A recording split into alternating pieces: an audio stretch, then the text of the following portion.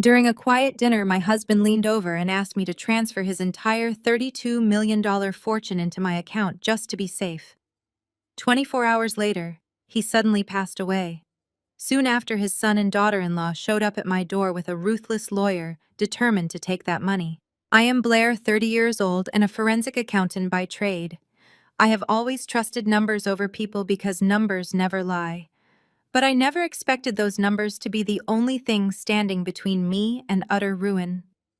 Before I tell you how I dismantled their greedy scheme piece by piece, let me know where you are watching from in the comments below.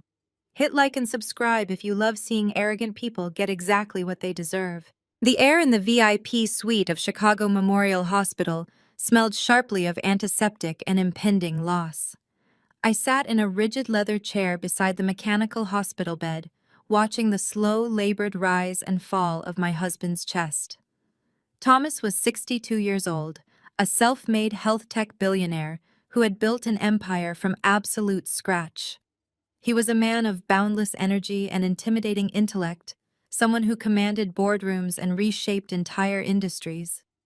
But looking at him now, hooked up to a tangle of tubes and monitors, after a massive sudden cardiac event, he looked fragile. We had been married for 3 years. Our age gap made the tabloids whisper and his corporate rivals sneer, but our connection was rooted in mutual respect. He loved my analytical mind, and I loved his uncompromising vision. The rhythmic beeping of the heart monitor was the only sound in the room, a digital metronome counting down the seconds we had left together. As a forensic accountant, my brain was wired to process chaos through logic and data.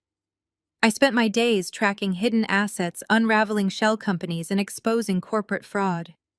I dealt in cold, hard facts, yet sitting there holding his pale hand, all my logic dissolved into a crushing, suffocating wave of grief. I squeezed his fingers gently, praying for him to open his eyes just one more time. Suddenly, Thomas shifted. His grip on my hand tightened with a surprising, desperate strength. His eyes fluttered open, glassy but urgently focused. I leaned in close, expecting a final declaration of love, a sentimental goodbye, or perhaps a comforting word. Instead, his voice was a ragged, barely audible rasp that carried the weight of a man issuing his final command. "Do not trust anyone," he gasped, his fingers digging into my wrist. "Especially Cameron." Cameron was his 34-year-old son from his first marriage, the company's head of operations. He was a man defined by his arrogance and a staggering sense of entitlement. I knew Thomas and Cameron had a strained relationship, but the absolute terror in my husband's eyes right now sent a chill straight down my spine. Thomas pulled me closer, his breath hitching painfully. "Open your laptop," he whispered urgently. "Do it right now, Blair." My hands shook as I reached into my leather tote bag and pulled out my encrypted work computer. I opened the screen, the bright glow illuminating the dark hospital room. I waited for his instructions, my heart pounding a frantic rhythm against my ribs. "Go to the private reserve portal," he instructed, his voice cracking with the effort of speaking. I navigated to the highly secure, isolated banking gateway we rarely discussed. It was an emergency reserve separate from all his corporate holdings and joint marital accounts.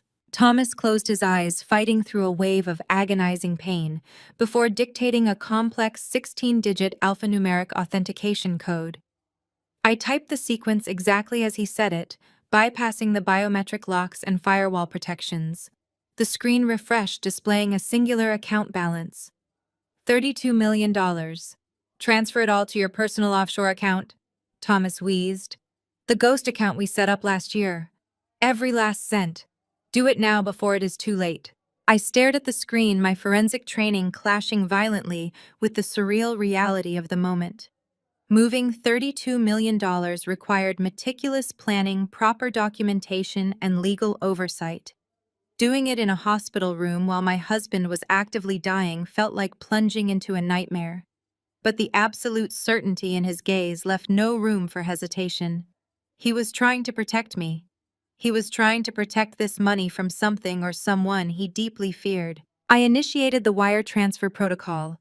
My fingers flew across the keyboard, entering the routing numbers for the secure, untraceable account we had established in the Cayman Islands for emergency asset protection. I entered the exact figure $32 million and hit the execution key. The progress bar appeared on the screen. It felt like time had stopped entirely. The loading wheel spun, verifying the encryption, authenticating the massive international transfer, clearing the bank's automated security checks. I held my breath, watching the green bar slowly inch across the screen. 10%, 50%, 80%.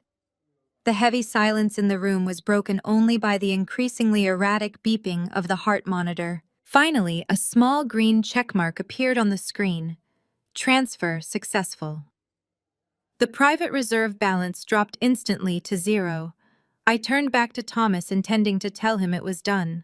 But the tension in his face had suddenly vanished.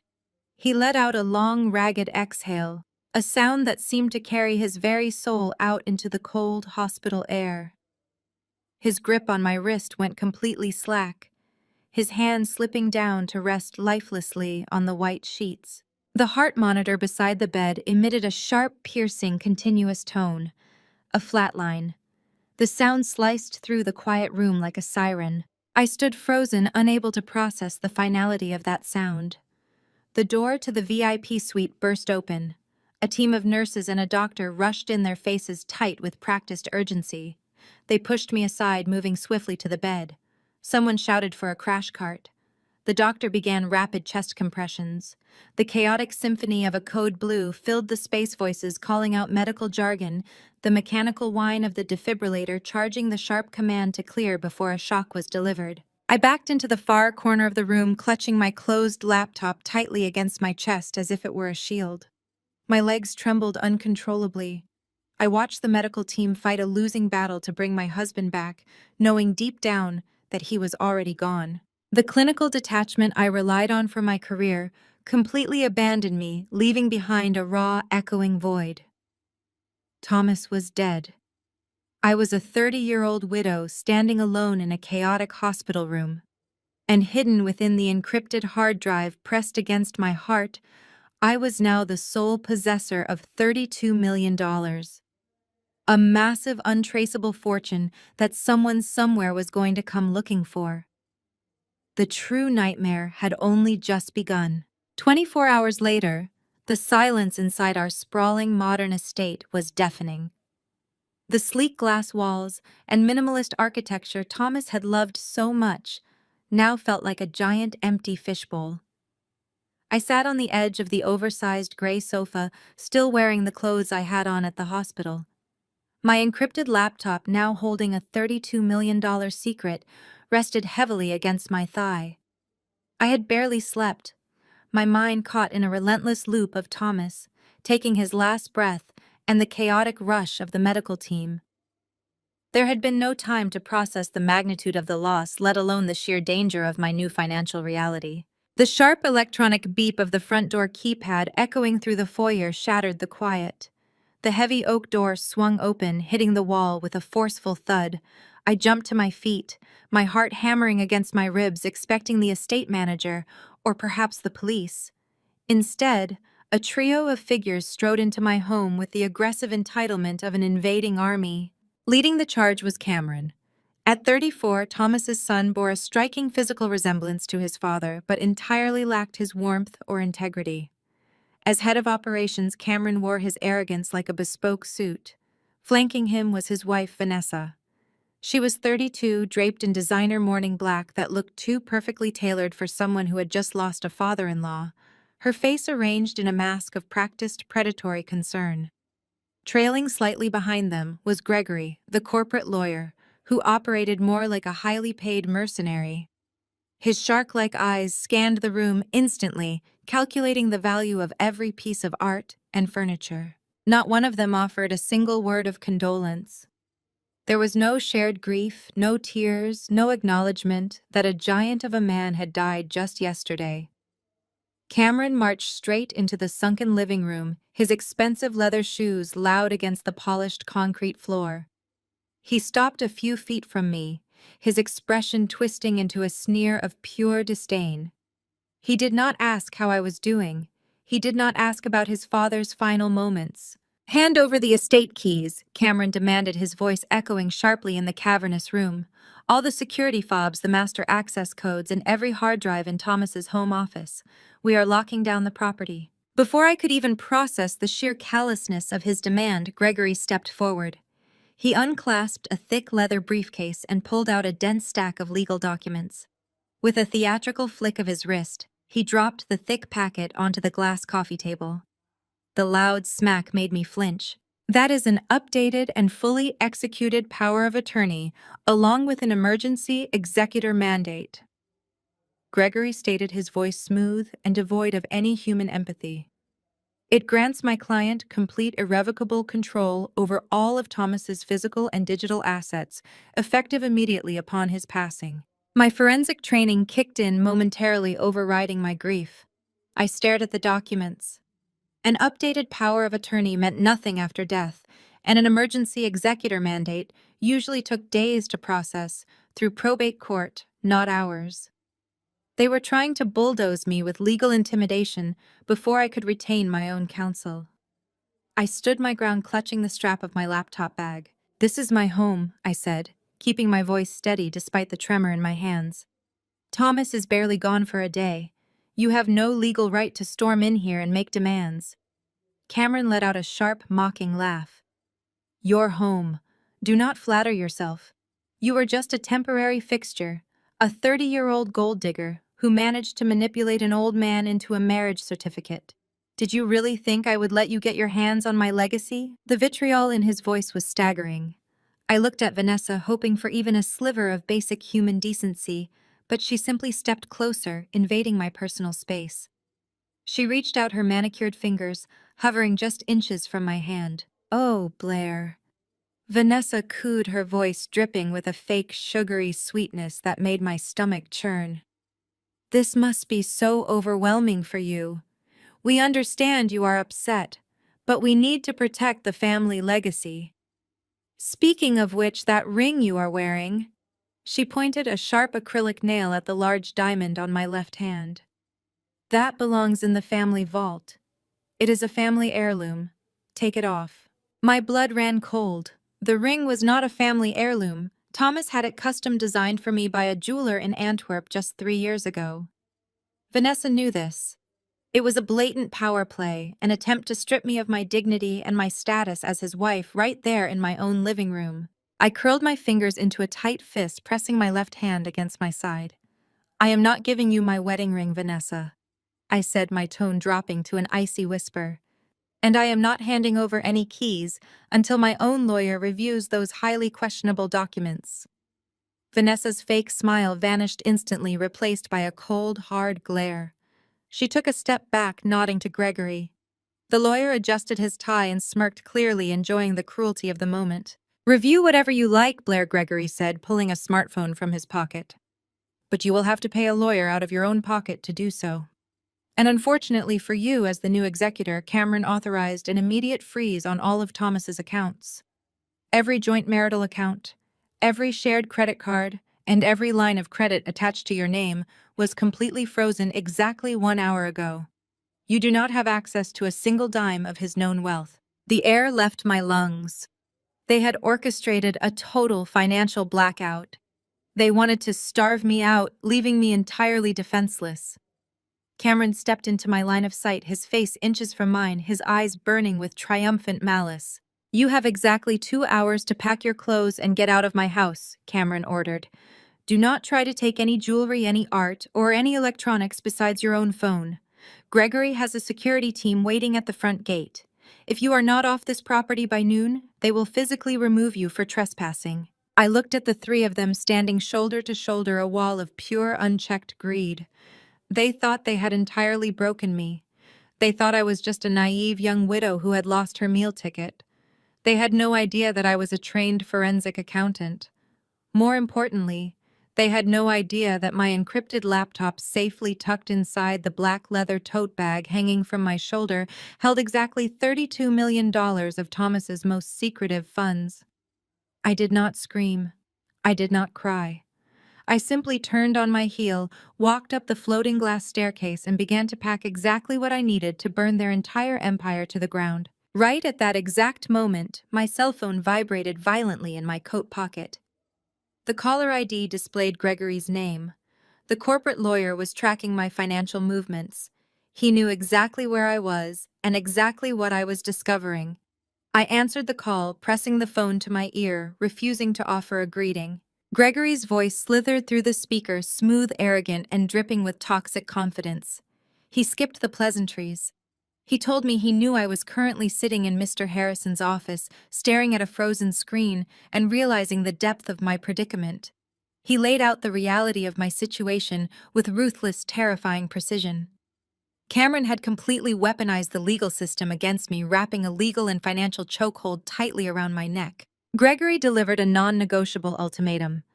I had exactly until the end of the week, Friday, at 5 in the afternoon, to completely reverse the wire transfer and deposit the $32 million directly into a newly established trust account controlled exclusively by Cameron. If I refused, Gregory promised to unleash absolute hell. He would personally push the district attorney to activate the pending arrest warrant. He painted a very clear, devastating picture of what would happen next. If I went to jail even for a night, the fallout would be catastrophic. A felony charge of financial fraud would instantly trigger an ethics review by the state board. My certified public accountant license would be immediately suspended. My career as a forensic accountant, the professional reputation I had spent my entire adult life meticulously building, would be permanently eradicated. No firm in the world would ever hire a forensic auditor indicted for stealing millions from her dying husband. I realized with chilling clarity that this was a highly coordinated, flawlessly executed trap. Cameron and Gregory had anticipated my every move. They had cut off my access to all legitimate capital, painted me as a manipulative criminal to the authorities, and cornered me with an impossible deadline. They did not just want the money back. They wanted to ensure I was so thoroughly broken, impoverished, and discredited that I could never fight back against their hostile takeover of Thomas's legacy. I ended the call, cutting off Gregory's self-satisfied chuckle, and slid my phone back into my pocket. I closed my laptop, secured it inside my bag, and stood up. Mr. Harrison kept his head bowed, offering a quiet, cowardly apology as I walked out of his office. I crossed the marble lobby, walked through the revolving doors, and stepped back out into the freezing Chicago wind. The city roared around me, loud and indifferent to my sudden, absolute ruin. I had walked into the bank seeking a lifeline. I walked out with no money to my name, no home to return to, and a ticking clock echoing relentlessly in my mind. I stood on the freezing Chicago pavement for only a moment before my survival instincts completely took over.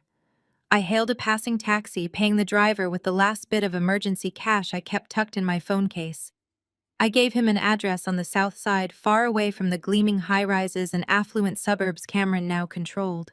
I was heading to the only true sanctuary I had left. My sister Rachel lived in a modest, unassuming brick apartment building. It was a stark contrast to the sprawling glass estate I had just been forcibly evicted from, but what it lacked in square footage, it made up for in digital fortress-level security. Rachel was married to Jamal, a 35-year-old African-American senior cybersecurity expert. Jamal was a brilliant, quiet man who spent his days stress-testing networks for major financial institutions. He had seen the dark underbelly of corporate corruption firsthand, witnessing how the ultra-wealthy manipulated data to crush their opponents and hide their crimes. If anyone could understand the digital labyrinth I was currently trapped in, it was him. I knocked on their heavy steel door, and Rachel pulled it open immediately. One look at my face, and the black leather tote bag clutched tightly against my chest told her everything she needed to know. She pulled me inside without a word, locking the series of heavy deadbolts behind me. Jamal emerged from his home office, wiping his glasses on his shirt. He took one look at my pale face and immediately guided me to their sturdy oak dining table. Rachel offered to make tea, her eyes brimming with unshed tears for the loss of Thomas, but I raised a hand to stop her. There was no time for mourning. Grief was a luxury reserved for those who were not actively being hunted by a corporate legal team. Instead of crying, I unzipped my tote bag and pulled out my secure offline laptop. I set it down on the table, the metallic clack snapping Jamal to attention. I entered my localized passwords and brought up the encrypted transaction logs from the hospital room transfer. I turned the screen toward Jamal. He leaned in, his eyes darting across the raw hexadecimal data and routing numbers. I explained the timeline from Thomas's final whispered instructions to the terrifying ambush by Cameron and Gregory. I told him about the $32 million sitting in an offshore ghost account and the felony threat hanging over my head. But here's the problem, I said, pointing to a specific sequence of numbers in the origin routing code. I am a forensic accountant, Jamal. I know Thomas's personal portfolios inside and out. I audited his private wealth structures myself. This money did not come from his personal savings. It did not come from a liquidated stock portfolio or a private family trust. Jamal adjusted his glasses, his fingers flying across his own secondary tablet to cross-reference the banking identifiers. I showed him the specific alphanumeric markers attached to the outgoing wire. The origin point was buried beneath heavy layers of corporate obfuscation, disguised as a standard vendor payment routing loop. I pulled up a secondary screen, layering my own analytical software over the raw data. Look at the ledger history leading up to the transfer. I instructed, highlighting a series of microtransactions. The operational fund was designed to look like a dormant research and development budget. But the capital was being artificially inflated through dummy invoices over the last 6 months. Thomas was quietly hoarding this exact sum, pulling liquidity from legitimate projects and masking it under the guise of offshore patent acquisitions. This money was siphoned directly from a highly classified operational fund within his health tech company. I explained the reality of the situation, tasting like copper in my mouth. Cameron and Gregory are accusing me of stealing an old man's personal fortune, but Thomas specifically instructed me to take corporate capital. He hid company money in my personal offshore account. Why would a billionaire CEO steal from his own operational reserves while actively dying? Jamal stared at the screen, his expression shifting from concerned brother-in-law to a hyper-focused security analyst. He traced the encryption protocol I had used to initiate the transfer. He pointed out the specific cryptographic hash function embedded in the log. "This is not a standard banking encryption," Jamal murmured, his voice low and serious. "This is a proprietary military-grade protocol. I have seen this exact architecture before during a major security audit." Jamal looked up at me, his eyes wide with a sudden chilling realization. This encryption protocol is tied directly to the main servers of Thomas's company. Whoever set up that private reserve account did not just link it to a bank. They hardwired it into the absolute core of the corporate network.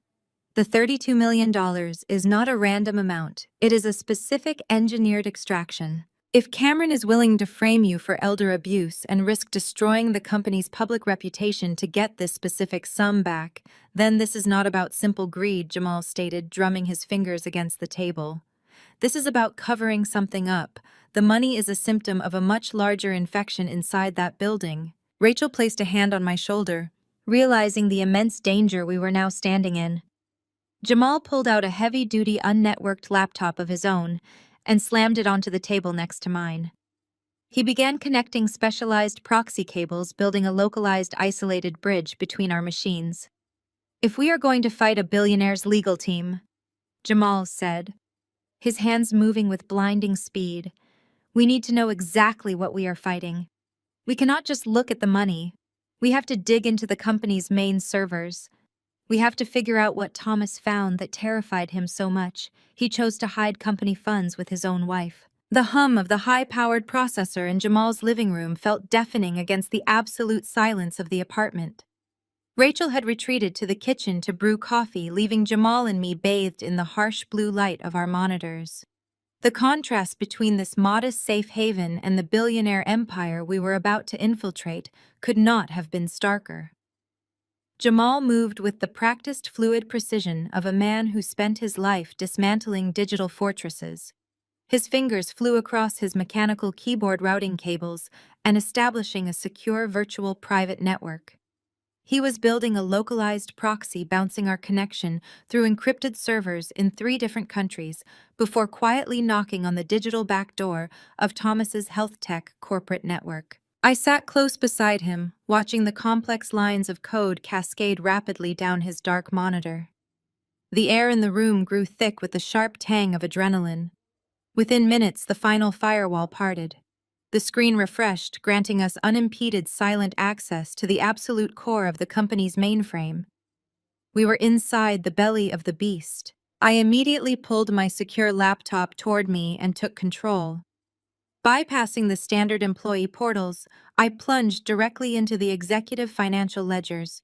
I needed to trace the phantom trail of that $32 million. The numbers swam before my eyes, thousands of lines of raw data vendor payouts, offshore equipment acquisitions, and international research grants. But my forensic training instantly took over, filtering out the corporate noise. I started isolating the anomalies. I was looking for the specific financial camouflage Thomas had used to quietly bleed his own operational fund. It did not take long to spot the pattern. I highlighted a series of recurring microtransactions buried deep within the third quarter projections. The operational fund was structured to look like a dormant research and development budget, but the capital was being artificially inflated through dummy invoices and ghost vendors. Thomas had been quietly hoarding this exact sum for months, pulling liquidity from legitimate projects and masking it under the guise of classified patent acquisitions. He was systematically siphoning his own company's money, building a massive financial parachute right under Cameron's nose. While I dissected the money trail, Jamal launched a parallel offensive. He needed to understand the human element, the exact reason my fiercely independent, brilliant husband had been reduced to a terrified, dying man, whispering desperate warnings. Jamal cast a wide digital net across the internal communication servers. He searched for flagged emails, encrypted memos, deleted voicemails, or calendar discrepancies between Thomas and Cameron over the last 90 days. We needed a concrete motive. We needed to know what Cameron was doing that had forced his father to steal from his own legacy. An hour passed in tense, unbroken concentration. The glow of the screens cast long, hollow shadows against the living room walls. Then Jamal shifted abruptly in his seat, his brow furrowing in deep concentration. He pulled up a highly classified secondary command window. Thomas built this entire fortune on proprietary health tracking software. Jamal muttered, his eyes locked intensely on the screen. The company requires all top-tier executives to use their internal biometric monitoring programs for insurance purposes. If Thomas was terrified, if his health was failing rapidly, his stress levels, his resting heart rate, his medical appointments, everything would be logged right here in their own secure cloud. It was a brilliant pivot. Jamal ran a sophisticated decryption sequence, expertly bypassing the medical portal's secondary firewalls. The progress bar stuttered for a fraction of a second before turning solid green. He was in. He quickly typed in Thomas's unique executive identification number, applying a strict filter for the past 3 months. We both leaned in closer, bracing ourselves for a flood of critical data. I fully expected to see detailed heart condition reports, urgent specialist referrals, and long lists of prescribed cardiac medications.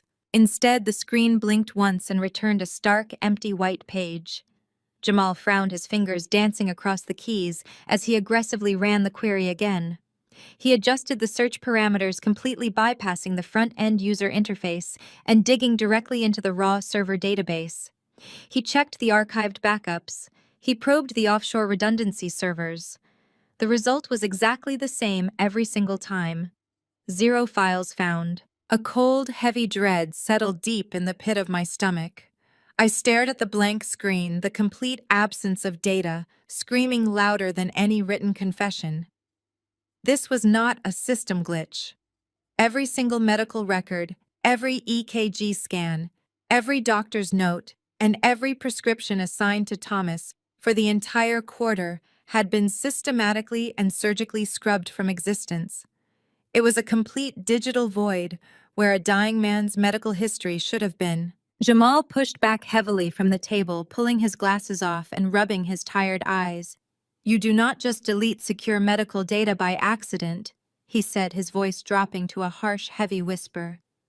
The system architecture here is built on immutable blockchain ledgers, specifically to comply with federal health regulations.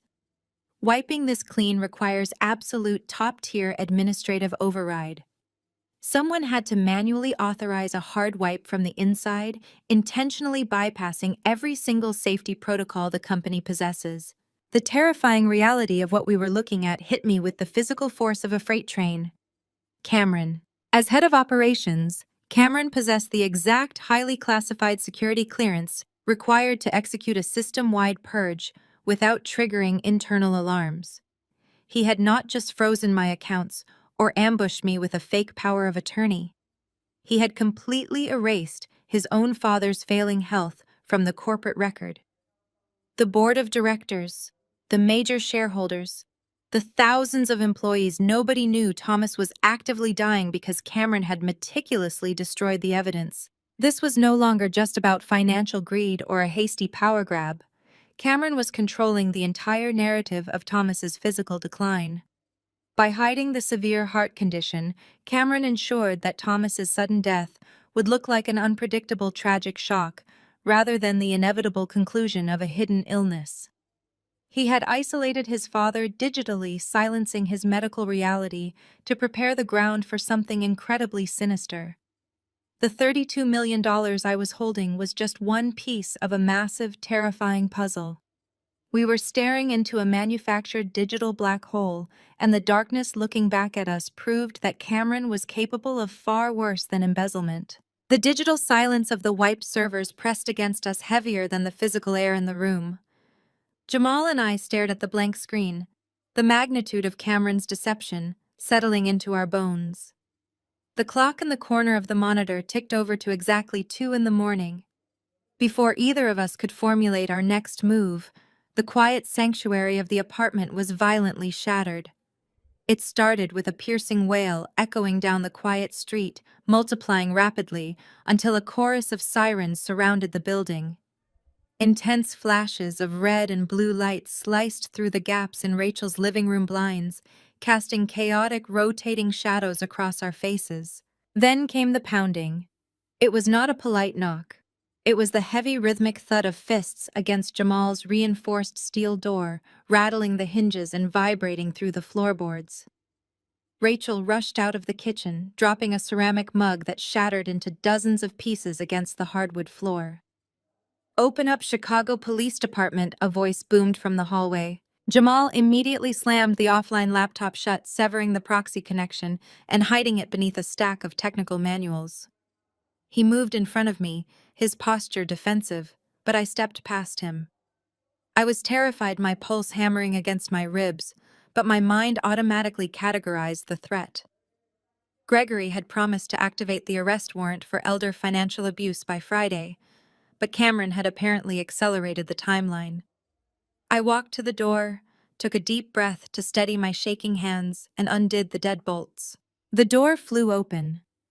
4 uniformed officers and 2 plainclothes detectives swarmed into the narrow entryway, their sheer physical presence overwhelming the modest apartment. The lead detective, a broad-shouldered man with a weathered face and a tightly pulled trench coat, held up a gold badge. He identified himself as Detective Miller. He did not ask for permission to enter. Jamal demanded to see a warrant, his voice firm and unwavering. Miller pulled a folded document from his pocket and shoved it into Jamal's chest. I stood my ground, squaring my shoulders.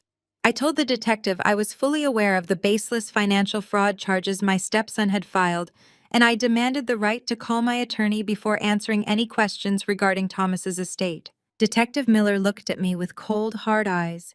He let out a sharp breath and shook his head.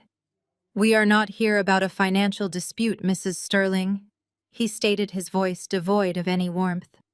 "We are here to execute a warrant for your arrest in connection with a homicide.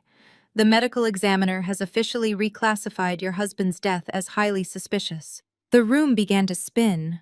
The word homicide echoed in my ears, completely detaching me from reality. Before I could even open my mouth to dispute the absurd claim, Rachel let out a choked gasp. She was pointing a trembling finger at the television screen mounted on the living room wall. Jamal had left a local news channel playing on mute in the background. Now the breaking news banner crawled across the bottom of the screen in bright red letters. I stared at the television. Cameron was standing at a podium in front of my former estate, surrounded by a swarm of reporters and flashing camera lenses. He looked devastated. His suit was slightly rumpled, his hair uncharacteristically out of place, and he was wiping actual tears from his eyes. The broadcast feed showed him gripping a microphone, delivering a prepared statement. He was telling the world that he had made a horrifying discovery while attempting to secure his late father's personal belongings. He claimed he had found something deeply disturbing hidden in the master suite, something that forced him to call the authorities immediately. Detective Miller stepped directly into my line of sight, blocking the television. He reached into his trench coat pocket and pulled out a thick, transparent plastic evidence bag. He held it up to the harsh overhead light. Inside the sealed plastic was a small amber prescription pill bottle. Cameron directed our crime scene technicians to the master bathroom trash can at your estate. Miller explained, his tone accusatory and absolute. He found this buried under a layer of tissues. My forensic training kicked in violently, overriding my shock. I narrowed my eyes, forcing myself to analyze the physical evidence inches from my face. The label on the bottle bore Thomas's name, printed in standard pharmacy font, but the chemical nomenclature printed beneath his name was completely wrong. Thomas took a daily regimen of beta blockers and specialized blood thinners for his declining cardiovascular system. I knew his medication schedule perfectly. The bottle inside the evidence bag was not a blood thinner. It was a highly concentrated, lethal-grade sedative. It was a central nervous system depressant designed for extreme palliative care, something that would instantly stop the heart of a man in Thomas's fragile condition. The puzzle pieces slammed together with terrifying clarity. The memory of the home invasion less than 24 hours ago played vividly in my mind. I remembered Vanessa in her designer morning clothes, stepping uncomfortably close to me, invading my personal space, while Gregory threw legal documents on the coffee table. I remembered Cameron demanding the keys and keeping my attention fixed on the financial blackout. They had deliberately created a chaotic, highly aggressive distraction in the living room. While Cameron and Gregory pinned me down with threats of financial ruin, Vanessa had free roam of the open floor plan. They had not just come to freeze my assets and kick me out. They had come to plant the murder weapon. "This is a setup," I said, my voice trembling but rising in volume. "I never gave him that medication. I never even saw that bottle before." My stepson erased all of his father's medical records from the corporate cloud tonight to hide the truth. They planted that evidence when they stormed my house yesterday. "You can tell all of that to the judge," Miller replied, entirely unmoved by my explanation. He grabbed my shoulder and spun me around, forcing my arms behind my back. The cold, heavy steel of the handcuffs bit painfully into my wrists. The sharp click of the locking mechanism echoed loudly in the small apartment, a sound of absolute finality. Rachel screamed, grabbing the detective's arm, before one of the uniformed officers physically pulled her back. Jamal stepped between his wife and the police, holding his hands up in a gesture of surrender, but his eyes burned with fierce determination. He looked directly at me, communicating a silent promise. He knew the laptop was safe. He knew the digital trail was the only thing that could save me now. Jamal ordered me not to say another word without legal representation. The officers did not give me a chance to say goodbye. They marched me out of the apartment, parading me down the narrow hallway and out into the freezing night air. The neighborhood was illuminated by the strobing lights of multiple police cruisers. Neighbors peered out from behind their curtains, watching the spectacle unfold. A heavy hand pressed down on the top of my head, shoving me forcefully into the cramped, hard plastic back seat of a squad car. The door slammed shut, sealing me inside.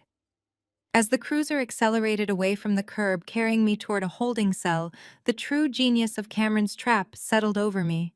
He had not just stolen my money and my home. He was going to make sure I spent the rest of my life in a concrete cage for a murder he had orchestrated. The harsh deceleration of the police cruiser threw my shoulders against the rigid plastic partition, snapping my attention back to the immediate terrifying reality. The transition from the freezing Chicago night into the heavily fortified precinct was a sensory assault, of glaring fluorescent lights, ringing telephones, and the metallic clatter of heavy steel doors locking into place. I was quickly stripped of my coat, patted down, and marched down a long, scuffed cinder-block corridor. Detective Miller shoved me into a windowless interrogation room, the air inside stagnant and smelling faintly of stale coffee and industrial cleaner. He pointed to a bolted metal chair. I sat down, the cold steel biting through my thin blouse, the handcuffs restricting my movement to a few painful inches. Miller was joined minutes later by a female detective who introduced herself as Detective Reyes. They immediately launched into their classic routine. Reyes leaned casually against the heavy metal door, with her arms crossed, playing the silent observer, while Miller took the seat opposite me. He dropped a thick manila folder onto the scratched table with a loud, theatrical slap. Miller wasted no time laying out Cameron's meticulously crafted narrative. He painted a picture of a desperate gold-digging young wife who had realized her billionaire husband was preparing to cut her out of his will.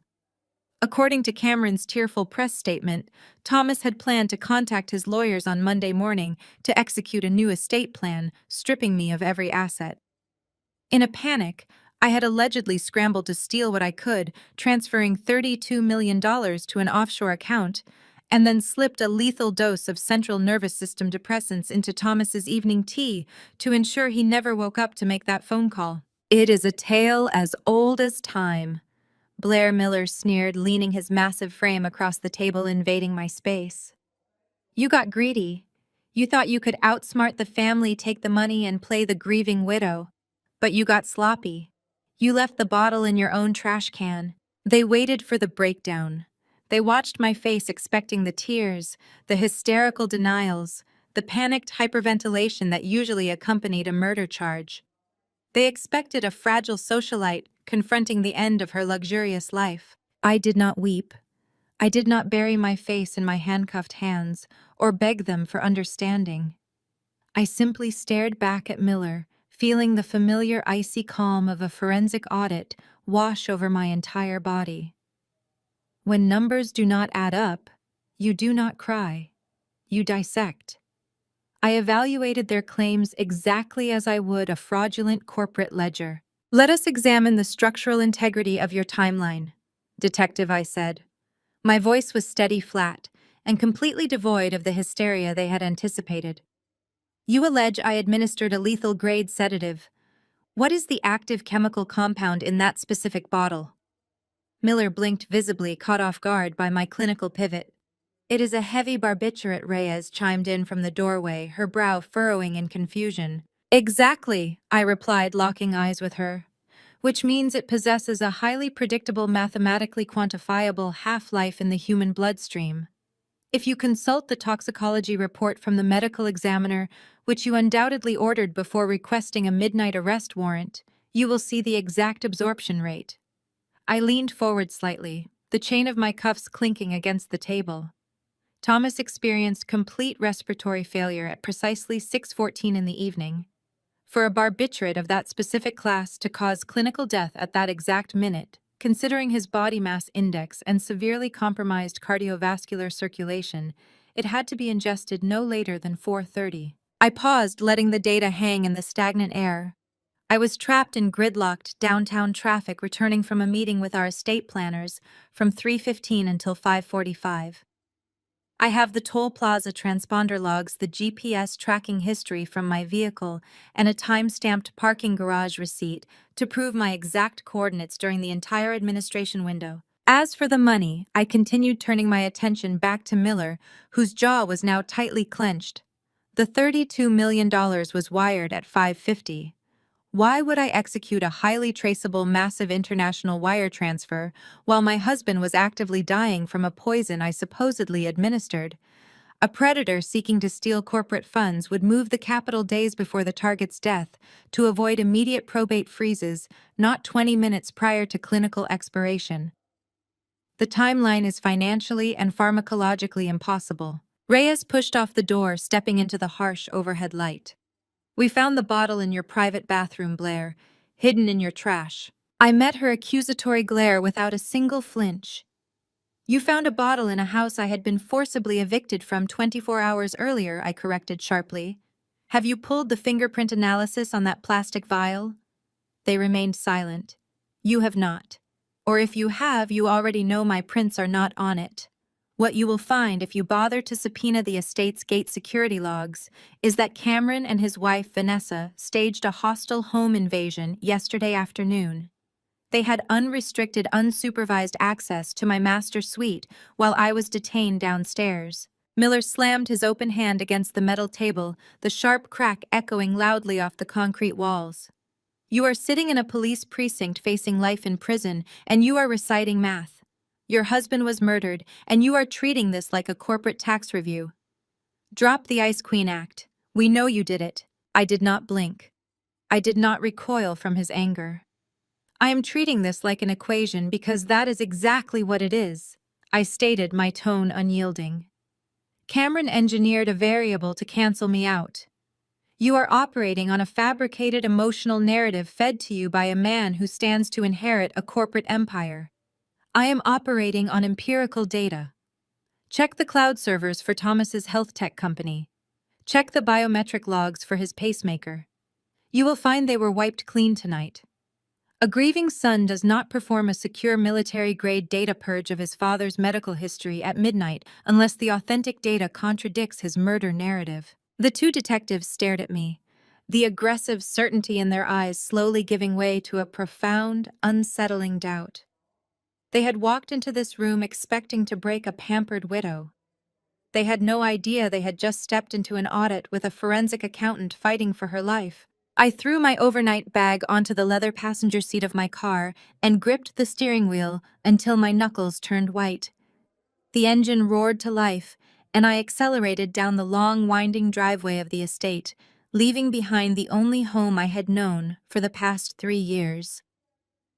I did not look back. Nostalgia was a dangerous luxury I could no longer afford. My mind was already calculating variables, shifting forcefully into the precise analytical mode that had built my career. Cameron and Vanessa thought they had cornered me by freezing the joint marital assets, but they did not know about the final desperate command Thomas had whispered in that hospital room. I needed to verify the offshore routing sequence and secure a clean, untraceable access point for the $32 million. The drive into downtown Chicago was a chaotic blur of gray concrete and gridlocked traffic. I navigated the busy streets with mechanical efficiency, my focus entirely consumed by the financial puzzle ahead. I pulled into the private subterranean parking garage of my primary wealth management bank, located deep in the heart of the city's financial district. The towering skyscraper loomed above me, a fortress of glass and steel, where money dictated the ultimate rules of survival. I walked into the hushed, marble-clad lobby. The air was climate-controlled and smelled faintly of expensive cologne and polished brass. I bypassed the standard teller lines, ignoring the quiet murmur of everyday transactions, and walked directly toward the secluded concierge desks reserved exclusively for high-net-worth clients. I opened my laptop and connected to the bank's highly secure localized network. I needed to run a preliminary diagnostic on my personal accounts before bridging to the Cayman Islands gateway. I typed my login credentials with rapid practiced keystrokes, anticipating the familiar blue dashboard displaying my checking and savings balances. Instead, the entire screen flashed a violent, aggressive red. A harsh error code blinked relentlessly in the center of the monitor. Access denied. Account frozen, pending legal review. My stomach dropped, a cold dread pooling in my chest. Before I could even raise my hand to signal a bank representative, the heavy glass door of the branch manager's office clicked open. Mr. Harrison stepped out. He was a man who had managed my personal finances for half a decade, someone who usually greeted me with a wide, welcoming smile and a firm handshake. Today, his face was the color of wet ash. He did not offer his hand. He actively refused to meet my eyes, his gaze darting nervously toward the armed security guard stationed near the lobby entrance. He quickly ushered me into his office, a soundproof glass box overlooking the busy street below, and immediately pulled the privacy blinds shut. The atmosphere in the room was suffocating, I demanded to know why my personal premarital accounts were displaying a hard lock. Mr. Harrison took a deep, shaky breath, his hands trembling slightly as he adjusted his silk tie. He explained that a massive expedited legal injunction had been served to the bank just 20 minutes prior by the law firm representing my late husband's estate. I challenged him immediately, citing banking regulations. An estate dispute over joint assets could not legally freeze accounts I had opened entirely on my own, years before marrying Thomas. Mr. Harrison looked at me with a sickening mixture of pity and terror. He revealed that it was not a standard probate freeze. Cameron's legal team had not just filed a civil injunction. They had gone nuclear. They had filed a formal severe criminal complaint against me with the district attorney's office. The charge was elder financial abuse. The words hit me like a physical blow, knocking the breath from my lungs. Elder financial abuse was a severe felony. They were officially alleging that I had used my position as a younger spouse to isolate, manipulate, and coerce a medically incapacitated dying man into signing away $32 million of corporate reserve funds in his final moments.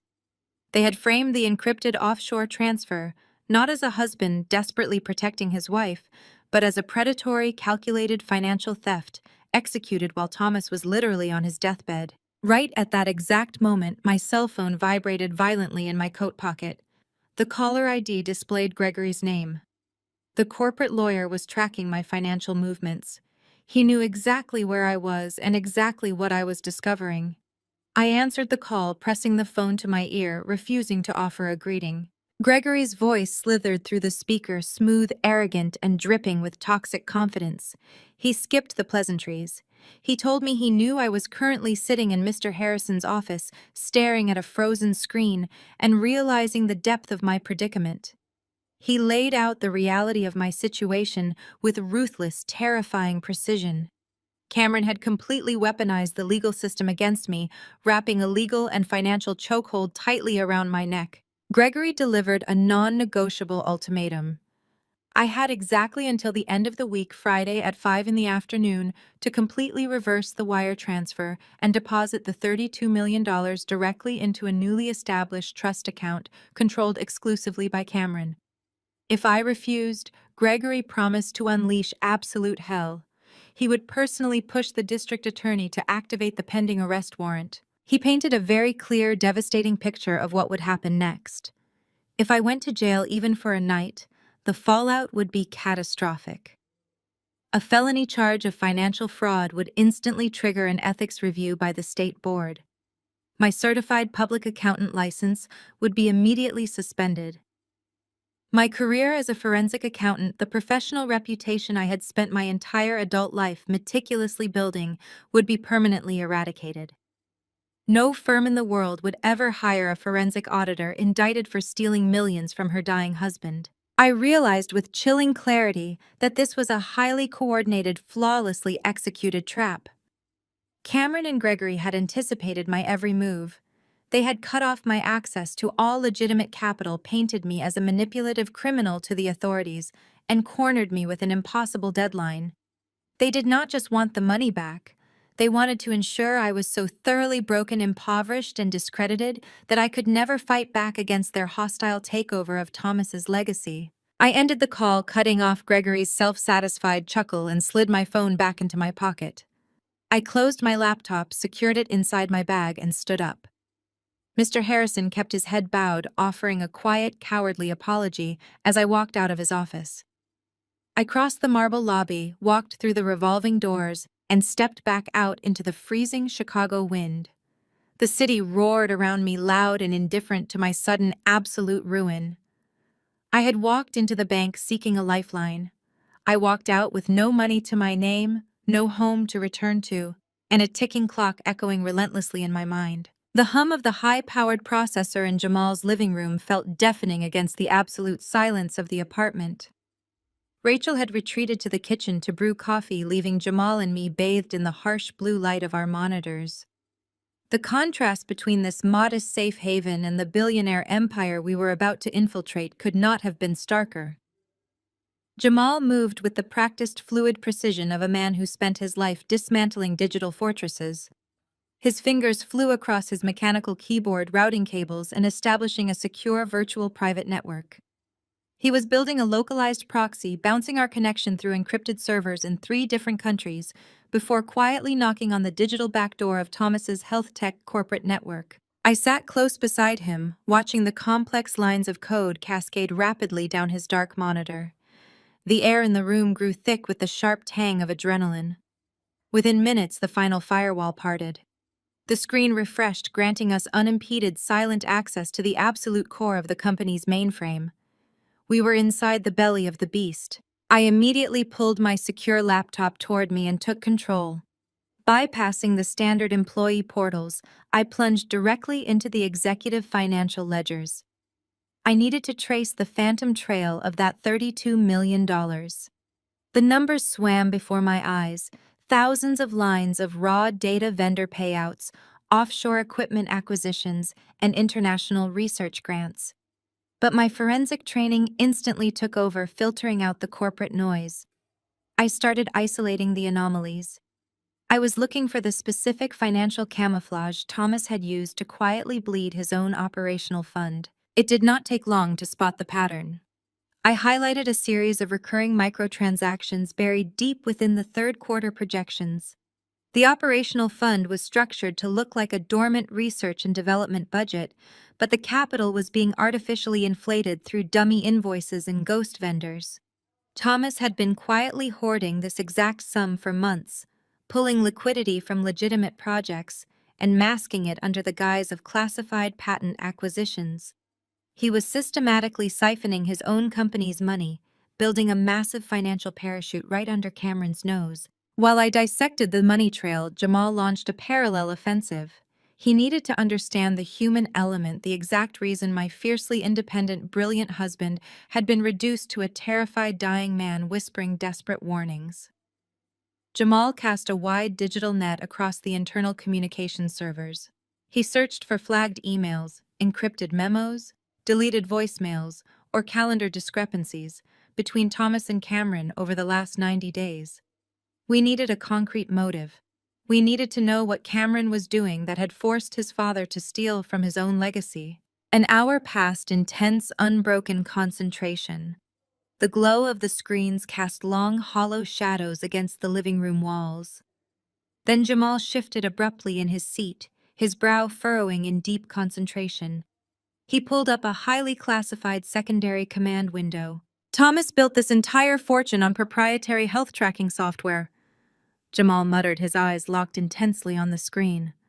The company requires all top-tier executives to use their internal biometric monitoring programs for insurance purposes. If Thomas was terrified, if his health was failing rapidly, his stress levels, his resting heart rate, his medical appointments, everything would be logged right here in their own secure cloud. It was a brilliant pivot.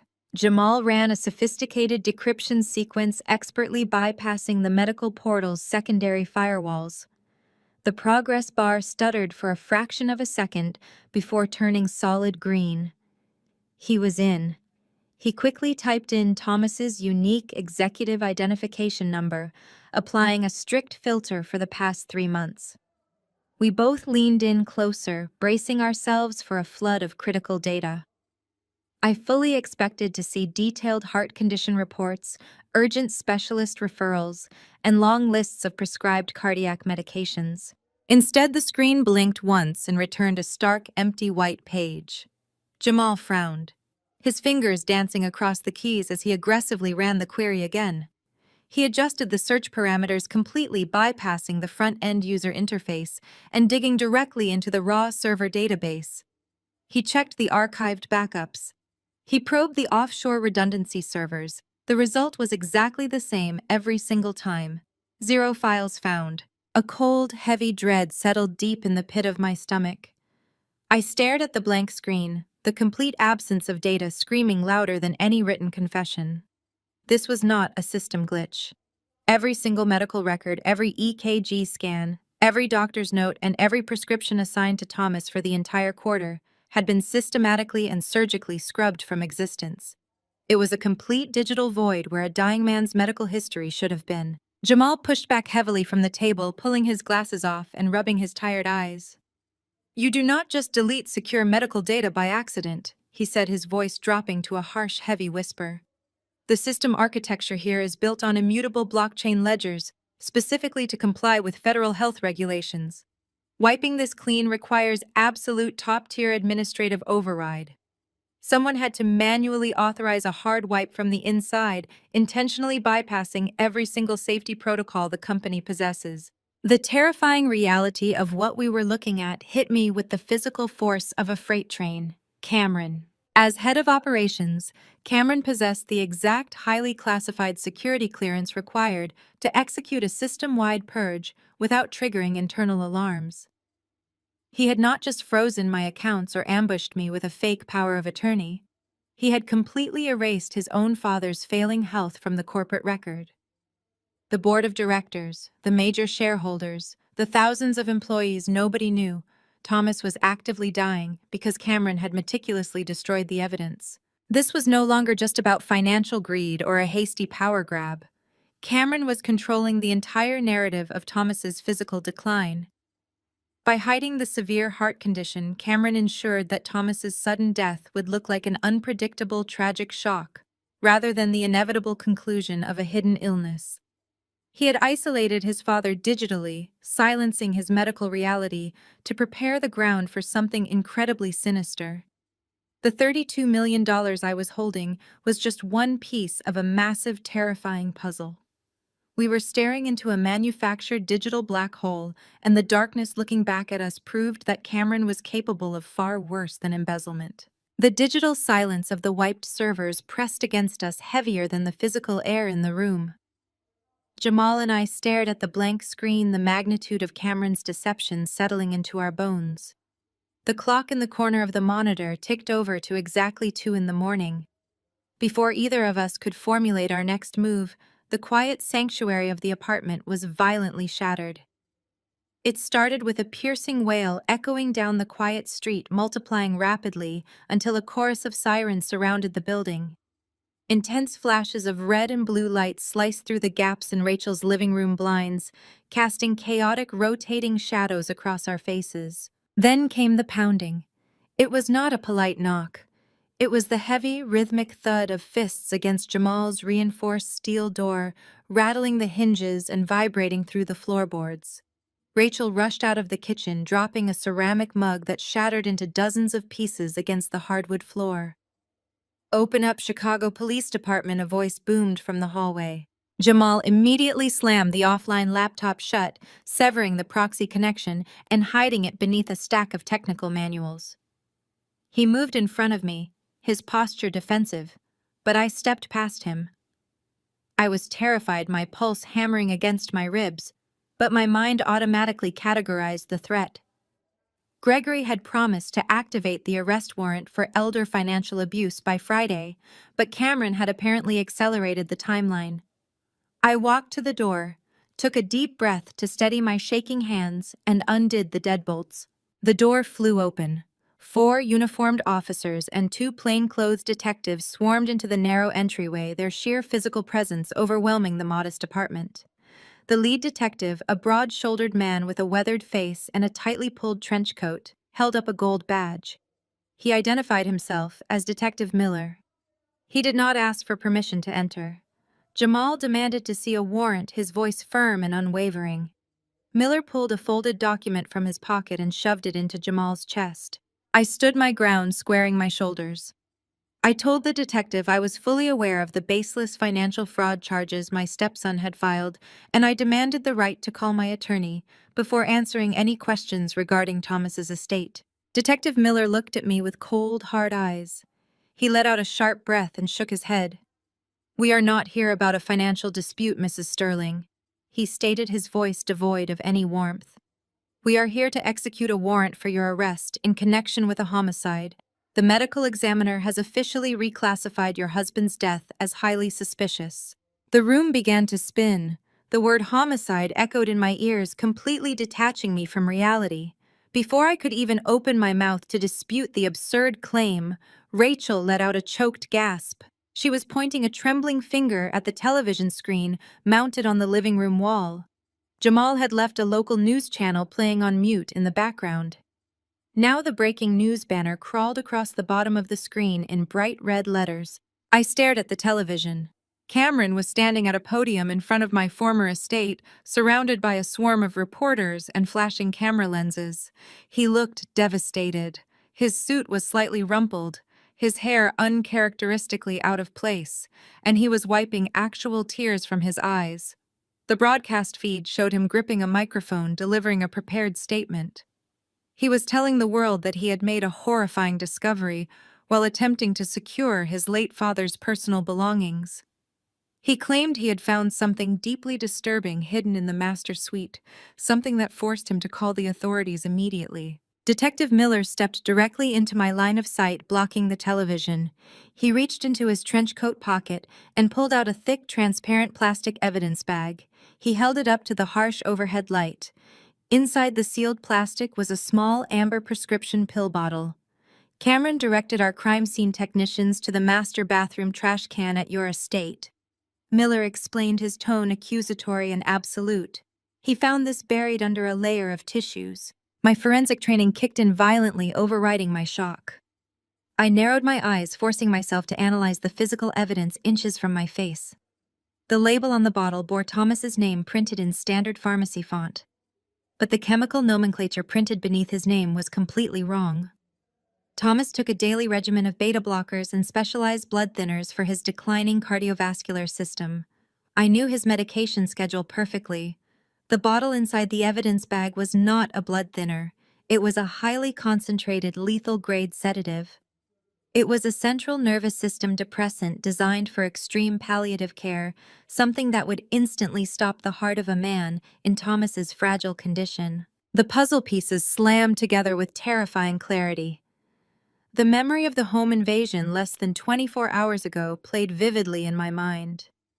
I remembered Vanessa in her designer morning clothes, stepping uncomfortably close to me, invading my personal space, while Gregory threw legal documents on the coffee table. I remembered Cameron demanding the keys and keeping my attention fixed on the financial blackout. They had deliberately created a chaotic, highly aggressive distraction in the living room. While Cameron and Gregory pinned me down with threats of financial ruin, Vanessa had free roam of the open floor plan. They had not just come to freeze my assets and kick me out. They had come to plant the murder weapon. "This is a setup," I said, my voice trembling but rising in volume. I never gave him that medication. I never even saw that bottle before. My stepson erased all of his father's medical records from the corporate cloud tonight to hide the truth. They planted that evidence when they stormed my house yesterday. "You can tell all of that to the judge," Miller replied, entirely unmoved by my explanation. He grabbed my shoulder and spun me around, forcing my arms behind my back. The cold, heavy steel of the handcuffs bit painfully into my wrists. The sharp click of the locking mechanism echoed loudly in the small apartment, a sound of absolute finality. Rachel screamed, grabbing the detective's arm before one of the uniformed officers physically pulled her back. Jamal stepped between his wife and the police, holding his hands up in a gesture of surrender, but his eyes burned with fierce determination. He looked directly at me, communicating a silent promise. He knew the laptop was safe. He knew the digital trail was the only thing that could save me now. Jamal ordered me not to say another word without legal representation. The officers did not give me a chance to say goodbye. They marched me out of the apartment, parading me down the narrow hallway and out into the freezing night air. The neighborhood was illuminated by the strobing lights of multiple police cruisers. Neighbors peered out from behind their curtains, watching the spectacle unfold. A heavy hand pressed down on the top of my head, shoving me forcefully into the cramped, hard plastic back seat of a squad car. The door slammed shut, sealing me inside. As the cruiser accelerated away from the curb, carrying me toward a holding cell, the true genius of Cameron's trap settled over me. He had not just stolen my money and my home. He was going to make sure I spent the rest of my life in a concrete cage for a murder he had orchestrated. The silence inside the interrogation room stretched until it felt brittle enough to snap. Detective Miller stared at me, the aggressive posture he had maintained since dragging me out of Jamal and Rachel's apartment slowly deflating. Beside him, Detective Reyes shifted uncomfortably, her eyes darting between the plastic evidence bag on the table and my unwavering gaze. They had anticipated a hysterical weeping widow crumbling under the weight of a homicide accusation.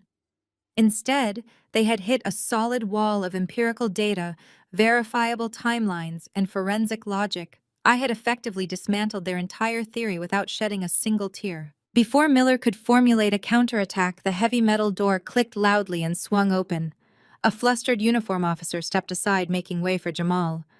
My brother-in-law did not look like the typical polished defense attorney in a bespoke suit, but he carried an aura of absolute uncompromising authority. He stepped into the claustrophobic space, his posture rigid and his expression furious. He placed a sleek black briefcase on the table right next to the disputed evidence bag. "I am assuming temporary legal representation for Mrs. Sterling," Jamal announced, his voice echoing sharply off the concrete walls. "And I am formally demanding her immediate release." Miller bristled, his face flushing dark red. He stood up, towering over the table. "You do not just walk in here and make demands, counselor. This is an active homicide investigation.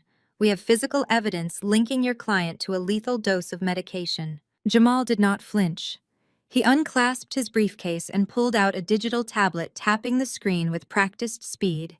He possessed a dual background in corporate cybersecurity and digital law, a combination that made him uniquely equipped to tear apart flawed systemic protocols, whether they were in a computer network or a police precinct. "What you have is a highly compromised prop-planted post-mortem," Jamal countered, his tone dripping with professional disdain. He leaned forward, matching Miller's aggressive stance. "Let us talk about the chain of custody, detective. You extracted a pill bottle from a trash receptacle inside a private residence, a residence that my client was forcibly illegally evicted from over 24 hours ago. Since her departure, that property has been entirely unsecured and populated by hostile actors, specifically the individuals who stand to gain total control of a multi-billion-dollar corporate empire upon her incarceration." Reyes tried to intervene, stating that Cameron had found the bottle and immediately called the police. Jamal cut her off instantly. "Cameron Sterling is the primary beneficiary of the victim's estate," Jamal stated, his voice razor sharp. "He orchestrated a hostile takeover of the property, locked my client out, and then miraculously discovered a murder weapon in a house he had sole access to. You did not secure a crime scene. You allowed a financially motivated suspect to hand-deliver manufactured evidence. There is absolutely zero chain of custody. You have no fingerprints, no verified DNA on the vial, and a timeline that mathematically exonerates my client." Miller glared at Jamal, his jaw working furiously. "We have enough reasonable suspicion to hold her until the medical examiner completes the full toxicology screen. You have nothing but a tearful press conference orchestrated by a man trying to manipulate the public narrative," Jamal fired back, not yielding a single inch. "If you do not unchain my client right now, I will file a massive civil rights lawsuit against this precinct for unlawful detainment. I will personally drag the Internal Affairs Division into this room to review your decision to arrest a grieving widow based solely on the unverified tainted claims of an estranged son. You are holding her without a completed toxicology report, relying on a compromised piece of plastic. Release her, or I will turn this precinct upside down." The air in the room grew suffocatingly dense. Miller looked at Reyes. They held a silent, tense conversation through a simple exchange of glances. Reyes gave a barely perceptible nod. She knew Jamal was absolutely right. The evidence was entirely circumstantial, tainted by Cameron's uncontrolled access to the house, and any competent judge would throw it out during an arraignment. Furthermore, a comprehensive toxicology report to confirm the exact presence and concentration of the sedative would take weeks to process through the state laboratory. With a heavy, frustrated sigh, Miller reached for his keys. He stepped around the table and roughly grabbed my arms, unlocking the heavy steel cuffs. The metal bit into my bruised wrists one last time before releasing me. He leaned in close, his voice a low, hostile growl. "You are not cleared," Blair Miller warned, pointing a thick finger at my face. "You are released pending the tox results. Do not leave the city." I rubbed my aching wrists, refusing to break eye contact. "I have a funeral to plan, detective. I will be exactly where I need to be." Jamal placed a protective hand on my shoulder and guided me out of the interrogation room. We walked down the bleak, scuffed corridor of the precinct, bypassing uniform officers and the chaotic noise of the booking area. The harsh fluorescent lights burned my tired eyes, and the adrenaline that had sustained me through the interrogation finally began to recede, leaving behind a deep, hollow exhaustion. I had survived the immediate cage, but the reality of my situation was entirely suffocating. Cameron had escalated the game from financial ruin to a full-blown murder frame-up. We pushed through the heavy glass double doors and stepped out into the brutal Chicago morning. It was just past 4 o'clock, the sky a deep bruised purple. The freezing wind whipped off the lake, biting through my thin blouse, a sharp reminder of the cold reality waiting for me. We walked down the concrete steps toward Jamal's parked car in complete silence. "We need to get back to the proxy server," Jamal said quietly, his breath forming white clouds in the frigid air. "We need to figure out why Cameron wiped those medical records. If we can prove Thomas was already dying, their entire murder narrative collapses." I nodded, reaching into my coat pocket to retrieve my keys. Instead, my fingers brushed against a thick, heavy piece of plastic. It was a secondary burner phone Jamal had handed me earlier that evening, a secure, untraceable device meant strictly for emergencies. At that exact moment, the device vibrated violently against my palm. I stopped on the bottom step, pulling the cheap black phone from my pocket. The screen lit up in the dim pre-dawn light. It was a single unlisted text message. The notification indicated it had completely bypassed standard cellular towers, routing itself through a heavily encrypted relay. My heart hammered against my ribs as I opened the message. I read the words glowing against the dark screen. The text was brief, chilling, and entirely anonymous. "You aren't the only one Thomas left a code for." The freezing wind suddenly felt entirely insignificant. I stared at the illuminated text, the words burning themselves into my mind. I held the screen up for Jamal to see. He stopped walking, his eyes widening behind his glasses as he read the message. The realization hit me like a physical shockwave, completely reorienting my understanding of the entire battlefield. Cameron's explosive greed, the fabricated murder weapon, the desperate deletion of medical records, the $32 million hidden in an offshore ghost account. It was all just the surface layer. Thomas had not just been hiding money from a ruthless son. He had been orchestrating a massive, complex contingency plan before his heart finally gave out. The game was far wider, far deeper, and infinitely more dangerous than Cameron's corporate ambitions. Thomas had built a shadowy network of fail-safes, and I was not the only player he had secretly positioned on the board. The 72-hour deadline pressed down on us as the neon sign outside our motel window flickered relentlessly against the drawn curtains. The anonymous text message burned brightly in my mind. "You aren't the only one Thomas left a code for." I repeated the words aloud, pacing the narrow strip of worn carpet at the foot of the bed. A code.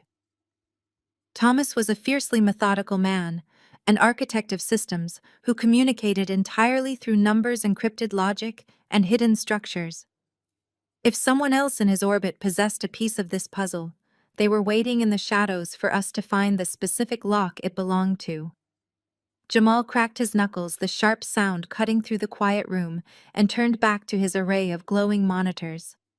We plunged headfirst into what would become a grueling, unbroken 14-hour marathon of digital excavation and high-stakes forensic auditing. The air inside the small room grew stagnant, thick with the smell of stale black coffee and the heat radiating from overworked processors, but neither of us dared to stop or step away. While Jamal launched a massive, continuous algorithmic assault on Sterling Health's external firewalls, attempting to find a structural weakness, I cross-referenced the offshore ghost accounts with the transaction anomalies I had found earlier. I was looking for a pattern, a hidden rhythm in the chaotic camouflage of Thomas's final financial maneuvers. Hours blurred together into a dizzying stream of data. My eyes burned and my fingers cramped from flying across the keyboard, but the sheer adrenaline of the chase kept me anchored to the screen. Around hour 11, just as the late afternoon sun began to heat the stifling room, Jamal let out a sharp, triumphant breath. He pushed his glasses up his nose, his eyes wide. He had not found a file. He had found a structural void. He explained that he was tracking the digital exhaust of the biometric wipe Cameron had executed following the administrative override protocol backward through the mainframe's architecture. In doing so, he had tripped over an anomaly in the network's foundation. It was a ghost server, an entirely undocumented, heavily encrypted partition sitting invisibly within the company's primary infrastructure. It possessed no IP address on the official registry, existed on no corporate schematic, and drew its power parasitically from the main cooling arrays so its energy consumption would never flag an alert. Thomas had built a digital safe room right under his son's nose. Jamal quickly established a localized bridge bypassing the outer security protocols with terrifying speed. But as the dark screen refreshed, a stark blinking white cursor appeared against a solid black background. There was no user interface, no hint at the encryption standard, and no recovery option. It was a manual, hard-coded password prompt. Jamal tried standard brute force dictionaries, corporate master keys, and even Thomas's own executive override codes. Every single attempt returned a harsh, instantaneous denial. "We have 2 failed attempts left," Jamal warned, his voice tight with rising tension. "If the system locks down, it triggers a localized self-destruct sequence that will wipe the drive permanently. Thomas built this architecture for you, not me. He knew you would be the one trying to get in. It requires a personal touch." I stared at the blinking cursor, my mind racing frantically through every anniversary, every significant date, every piece of shared history we possessed. Then clarity struck with the force of physical impact. I remembered our last real conversation before his health rapidly deteriorated. We had talked about my childhood, about the relentless, uncompromising drive for independence I had inherited from my mother. Thomas had smiled, calling her by her maiden name, a detail I had casually mentioned only once years ago.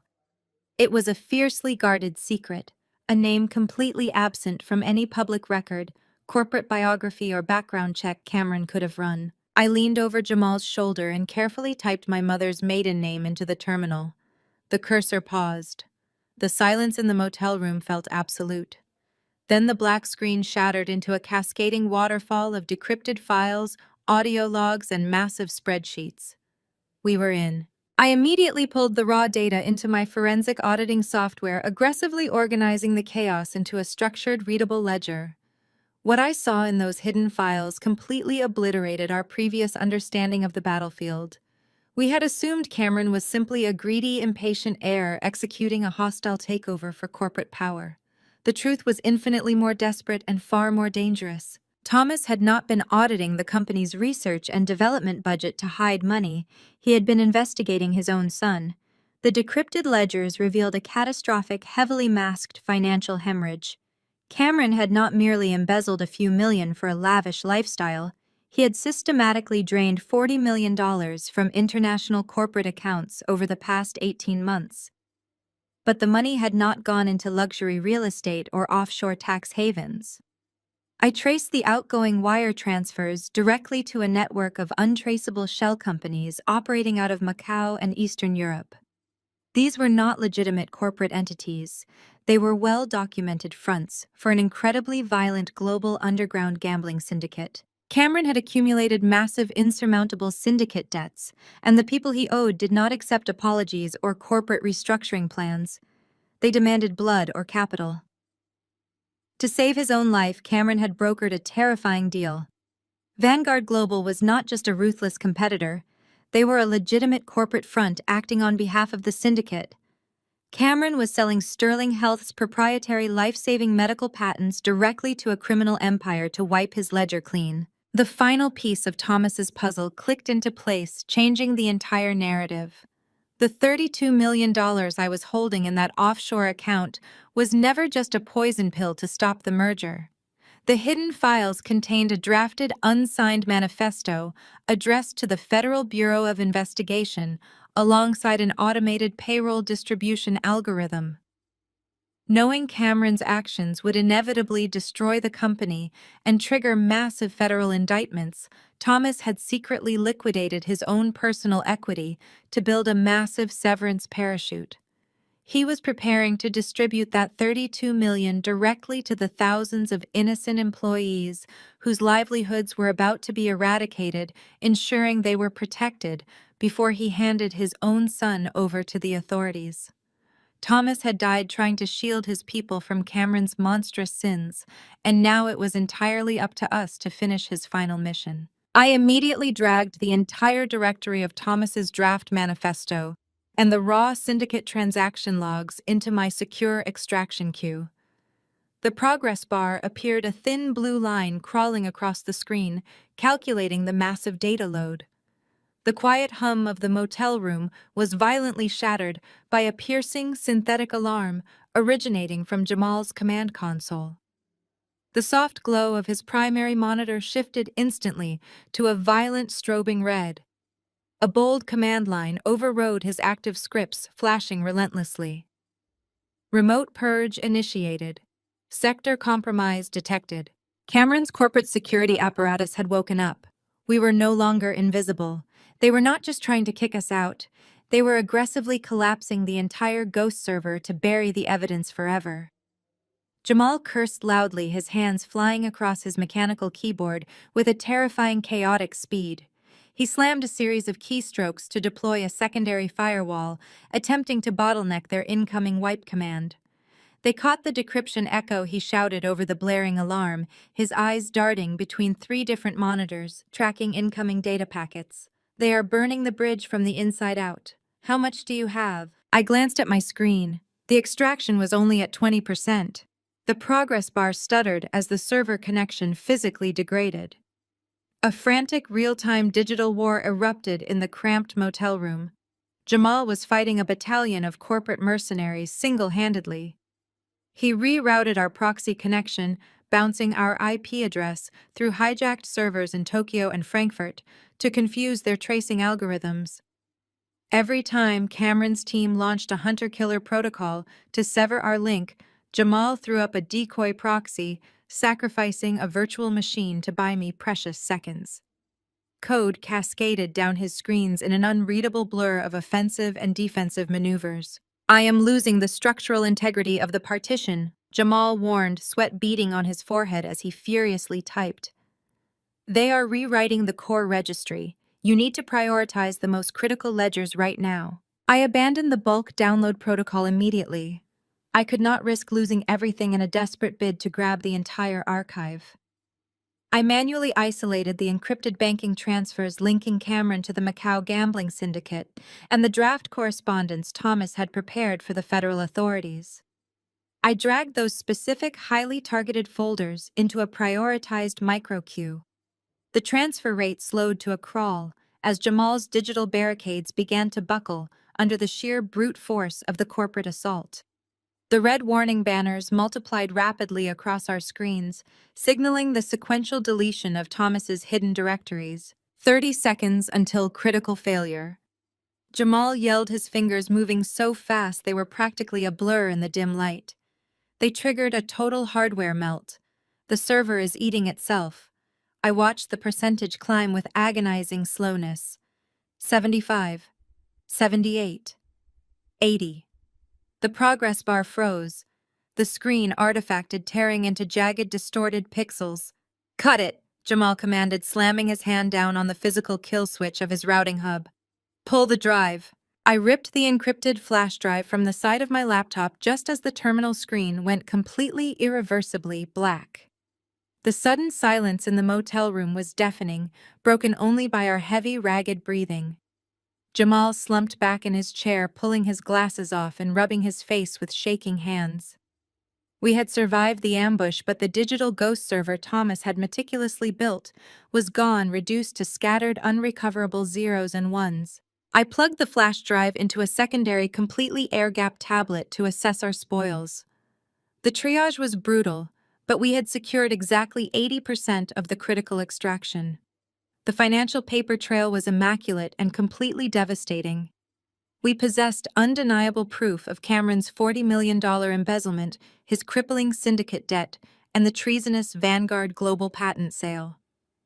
We held the exact financial smoking gun required to utterly destroy his corporate coup, validate Thomas's hidden $32 million defense fund, and trigger a massive federal indictment against his son. But as I scoured the saved directories, a cold, hollow realization settled over me, turning my adrenaline into ice. I cross-referenced the folders again, searching frantically for any medical logs, any internal security footage, any physical evidence regarding the night Thomas died, or the subsequent home invasion. There was absolutely nothing. We had the definitive motive for why Cameron needed his father dead, and why he needed to frame me to invalidate my legal control of the estate. But we completely lacked the hard, undeniable proof linking him directly to the physical act of murder or the planted pill bottle. Financial ruin would stop the Vanguard merger and save the company, but it would not save me from Detective Miller and a lifetime in a concrete cell. A prosecutor would simply view the corporate embezzlement as a separate white-collar crime, completely disconnected from the homicide charge hovering over my head. To clear my name of murder and break Cameron's chokehold entirely, digital data was no longer enough. We had cornered his finances, but we needed the one thing that could not be downloaded from a crumbling server. We needed to look him in the eye and extract a verbal recorded confession. As if the universe were answering that exact desperate thought, the secondary burner phone resting on the laminate nightstand vibrated violently. The sudden mechanical buzz made both Jamal and me jump. I grabbed the heavy plastic device, fully expecting another cryptic breadcrumb from Thomas's unknown ally. Instead, the screen displayed a direct, unencrypted text message from a number I recognized instantly. It was Vanessa. My stepdaughter-in-law had completely bypassed Gregory's strict legal firewall and Cameron's carefully orchestrated public relations blackout to reach out to me directly. The message was concise, dripping with the same entitled arrogance she wore like designer perfume. She demanded we meet alone in exactly 2 hours, at a highly exclusive, impossibly quiet espresso bar located in the Gold Coast district. She explicitly warned against bringing legal representation or contacting the authorities, promising a mutually beneficial resolution to my current nightmare. Jamal stared at the glowing screen over my shoulder, his jaw set in a hard line. He immediately recognized the massive tactical opening we had just been handed. Cameron was insulated by heavy corporate security and a swarm of hostile executives, but Vanessa operated on pure, unchecked ego. She viewed herself as the true mastermind behind the throne, and her supreme hubris was a vulnerability we could actively exploit. Jamal pivoted back to his tactical bag and unzipped a concealed bottom compartment. He retrieved a small velvet-lined jewelry box and opened it to reveal a delicate silver lapel pin shaped like a simple geometric knot. It looked like an understated piece of boutique jewelry, perfectly aligned with the professional polished wardrobe I still wore. Jamal explained that the pin was actually a state-of-the-art military-grade audio transmitter.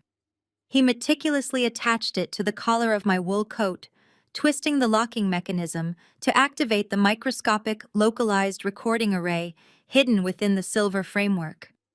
It was entirely self-contained, requiring no radio frequencies or wireless pairing that Vanessa's private security detail could potentially sweep for and detect. The device held enough internal memory for 40 hours of continuous crystal-clear audio. All I had to do was keep Vanessa talking, feed her massive superiority complex, and let her own toxic arrogance provide the rope to hang them both. The drive to the Gold Coast felt like crossing into an alternate dimension. Leaving the gritty industrial shadows of the South Side behind, I stepped out of Jamal's sedan and into a neighborhood defined by manicured sidewalks, luxury boutiques, and the quiet hum of generational wealth. The cafe Vanessa had chosen was a minimalist sanctuary of white marble, brushed brass, and sound-dampening acoustic panels. It was practically empty, catering to a clientele that valued absolute discretion. I spotted her immediately. Vanessa was seated at a secluded corner booth, furthest from the large glass windows, casually sipping a dark espresso. Her appearance was flawlessly curated, her blonde hair perfectly blown out, her posture rigid and victorious. I approached the table and sat opposite her without waiting for an invitation. She did not offer a greeting. Instead, she slowly lowered her porcelain cup, her eyes sweeping over my tired face and rumpled clothing with a look of absolute sickening condescension.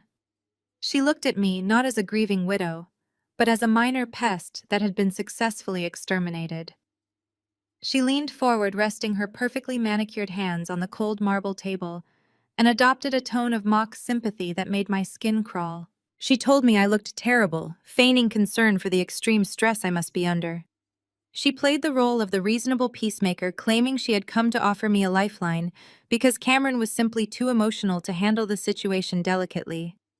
She explicitly stated that she was the only thing standing between me and a permanent prison sentence. Vanessa did not waste time with subtle pleasantries. She laid out a cold, calculated proposition. If I immediately initiated a quiet, untraceable transfer of the $32 million directly into a newly established offshore trust account she controlled, she would personally ensure the criminal charges against me vanished. She promised to have Gregory pull the necessary strings to make the district attorney drop the homicide investigation entirely. She would arrange for the toxicology report to reflect a natural tragic cardiac event, and she would provide me with a generous untraceable cash stipend to leave the country permanently and never return. I kept my expression entirely neutral, fighting the urge to react to the sheer venom of her offer. I pressed her, asking how she could possibly guarantee the police would abandon a murder investigation they had just publicly announced. Vanessa laughed, a sharp, dismissive sound that echoed quietly in the hushed cafe. She leaned in closer, dropping the facade of the concerned relative, and revealed the absolute depth of their corruption. She gaslighted me with breathtaking precision. She told me I was completely delusional if I thought a former forensic accountant could fight against the Sterling family's endless financial resources. She boasted that Gregory's legal team practically owned the local political infrastructure, that the police chief was a frequent guest at their charity galas, and that the physical evidence found in my house was exactly what the public wanted to see. She framed me as a gold-digging opportunist who had finally snapped under the pressure of caring for a dying, wealthy old man. She told me I had no chance of proving Cameron wiped the medical records because nobody would ever believe the frantic, desperate accusations of an indicted murderer over the tearful testimony of a grieving son. Vanessa stared directly into my eyes, her voice dropping to a harsh, predatory whisper. She told me to stop playing the hero and accept the reality of my absolute defeat. She warned that if I missed the Friday deadline to return the corporate funds, the family would not just send me to prison. They would drag my name through the mud until my entire professional and personal history was reduced to a cautionary tale of greed and manipulation. She was utterly convinced of her own invincibility, completely unaware that every single threat, every admission of bribery, and every coercive demand was being recorded with flawless clarity by the small silver pin resting quietly on my lapel. The freezing wind off the lake bit sharply at our faces as Jamal and I stared at the glowing screen of the burner phone. The words illuminated in the darkness shifted the entire landscape beneath my feet. "You aren't the only one Thomas left a code for." The implications of those 10 words expanded the battlefield far beyond Cameron's immediate aggressive greed. Thomas had built a network in the shadows, a complex web of fail-safes that I was only just beginning to comprehend. We were not operating in a vacuum, and whoever sent that message was watching closely. Jamal shoved the phone deep into his heavy coat pocket, his expression hardening into a mask of pure focus. He grabbed my elbow, steering me quickly away from the precinct steps and toward his idling sedan.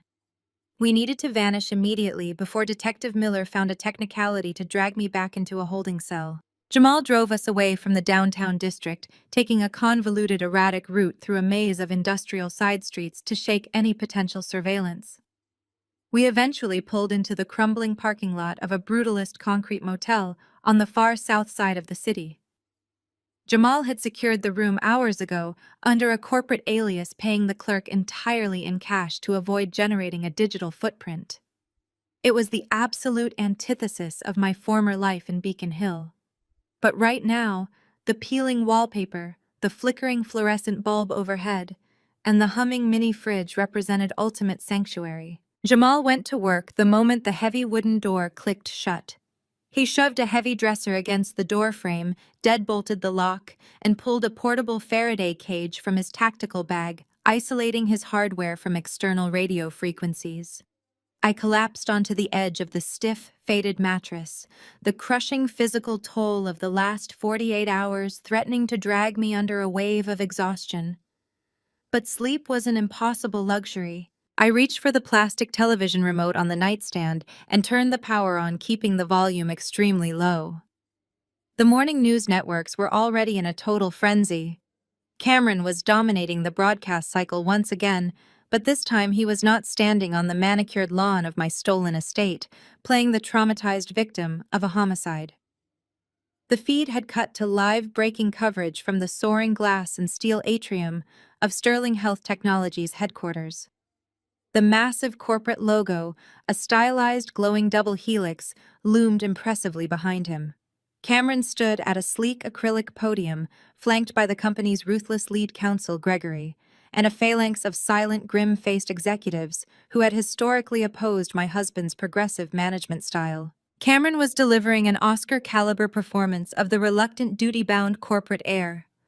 His voice caught perfectly in his throat as he spoke of his father's tragic, unexpected passing, weaving a public narrative of a visionary founder lost entirely too soon. But the morning sun routine evaporated in an instant, pivoting sharply into cold, calculated corporate rhetoric. He invoked his fiduciary duty to the shareholders and the absolute necessity for immediate market stability. He declared with practiced gravity that the company was facing an unprecedented transitional crisis caused by external mismanagement. To rectify this manufactured crisis, Cameron announced an emergency meeting of the board of directors scheduled for this coming Friday morning at exactly 9 o'clock. He stated that sweeping aggressive structural changes were required immediately. He was filing a motion to officially dissolve the Executive Steering Committee, effectively initiating a boardroom slaughter designed to purge every single loyalist Thomas had spent decades putting into place. It was a complete dismantling of the corporate hierarchy disguised as a necessary stabilization maneuver. But the true dagger came moments later. Cameron cleared his throat and announced a preliminary letter of intent to merge Sterling Health Technologies with Vanguard Global. My blood ran cold at the mention of the name. Vanguard Global was a massive predatory overseas conglomerate notorious for acquiring innovative health tech firms, gutting their local workforces, and intentionally burying their advanced patents to eliminate competition against their own obsolete, highly profitable products. Cameron was actively preparing to sell his father's life work, stripping the company of its core life-saving medical patents and transferring them to a foreign entity with zero interest in patient care or ethical innovation. The camera panned across the assembled press corps, capturing the shock rippling through the veteran financial reporters. I stared at the scrolling ticker at the bottom of the screen, my analytical mind racing at maximum capacity to connect the scattered data points. Vanguard Global, an emergency board meeting, a Friday deadline. The puzzle pieces violently slammed together with sickening clarity. I pulled my secure laptop from my bag, booted the system in offline mode, and brought up the encrypted financial ledgers we had downloaded earlier. I ran a rapid, targeted cross-analysis of Sterling Health's foundational corporate bylaws against standard international merger protocols. There it was, buried deep in subsection 14 of the original charter documents. Thomas had implemented a highly restrictive poison pill defense mechanism years ago, specifically to prevent hostile foreign takeovers. If a majority stakeholder attempted to force a sale to a non-domestic competitor, the action would trigger an automatic non-negotiable buyout penalty payable immediately to the Employee Pension and Retention Fund. I highlighted the exact mathematical algorithm used to calculate the penalty and ran the numbers against the company's current market valuation. The result generated on my dark screen made my breath catch sharply in my throat. $32 million. It was not a random sum. It was not an embezzlement scheme or a retirement parachute. Thomas had deliberately siphoned and hoarded that exact specific amount of capital to arm the defense mechanism. Cameron needed those hidden funds to bypass the poison pill. If Cameron finalized the sale to Vanguard Global on Friday, the penalty clause would be instantly triggered. Without that $32 million in liquid cash available to satisfy the corporate charter, the board of directors could not legally ratify the merger. Cameron had been ruthlessly hunting that money because it was the only key capable of unlocking the sale of the empire. The true devastating cost of this hostile takeover suddenly crystallized in the dim motel room. This was never just about a greedy son stealing his stepmother's inheritance or securing a personal fortune. If Cameron succeeded with the board vote on Friday, thousands of dedicated employees would be terminated by Monday morning. Years of groundbreaking, life-saving medical research would be locked in a foreign vault, intentionally buried forever to protect Vanguard's profit margins. Thomas had dedicated his entire existence to advancing cardiovascular technology, and Cameron was preparing to sell it for scrap. I looked over at Jamal, who was watching the news broadcast with a dark, furious expression. The timeline was now absolute. The trap Gregory had laid out in the bank manager's office made perfect sense. The Friday deadline to return the money or face a felony arrest warrant was not an arbitrary threat. It aligned exactly with the emergency board vote. Cameron needed the funds transferred back into the corporate accounts before the gavel dropped, or his incredibly lucrative deal with Vanguard Global would collapse completely under the weight of Thomas's hidden failsafe. The clock was aggressively ticking down. We had less than 72 hours to decipher the anonymous text message, locate Thomas's hidden ally in the shadows, and detonate Cameron's false narrative before he could legally dismantle a lifetime of innovation. I let my shoulders slump deliberately, releasing the rigid posture that had carried me through the past 48 hours. If Vanessa needed a broken, defeated woman to feed her colossal ego, I would give her an award-winning performance. I allowed my breathing to turn shallow and erratic, casting my eyes downward toward the polished marble table. My hands began to tremble, a carefully orchestrated display of absolute terror. I wrapped my fingers around my cold coffee cup, pulling it close to my chest as a physical barrier. I lowered my voice to a desperate, fractured whisper, pleading with her to listen to reason. I told her that I did not care about the corporate takeover or the billions of dollars at stake, begging her to understand that I loved Thomas. I insisted, my voice cracking with manufactured panic, that I had absolutely nothing to do with the lethal sedative. I pleaded with her to tell Cameron the truth, to convince him that framing me for homicide was going entirely too far. Vanessa practically glowed, soaking up my apparent despair, like a dry sponge absorbing water.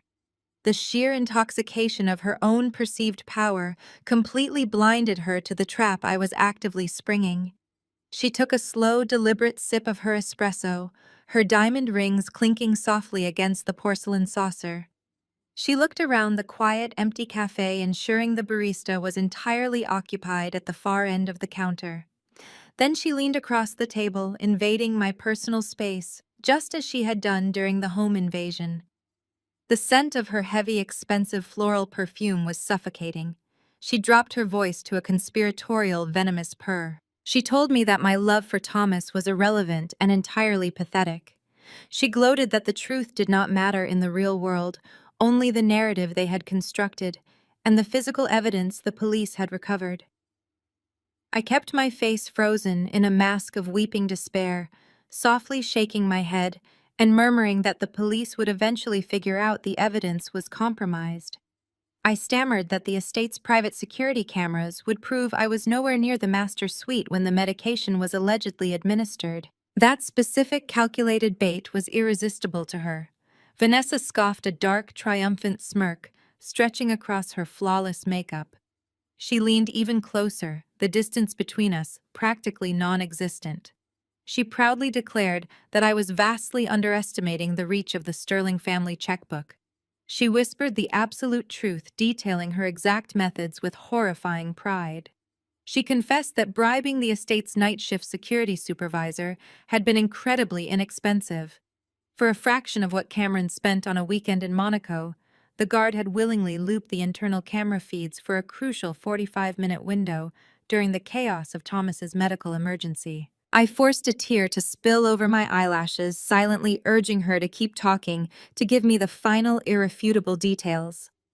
Vanessa obliged, her hubris driving her to claim full credit for the masterpiece of my destruction. She bragged about how flawlessly simple the physical frame-up had been.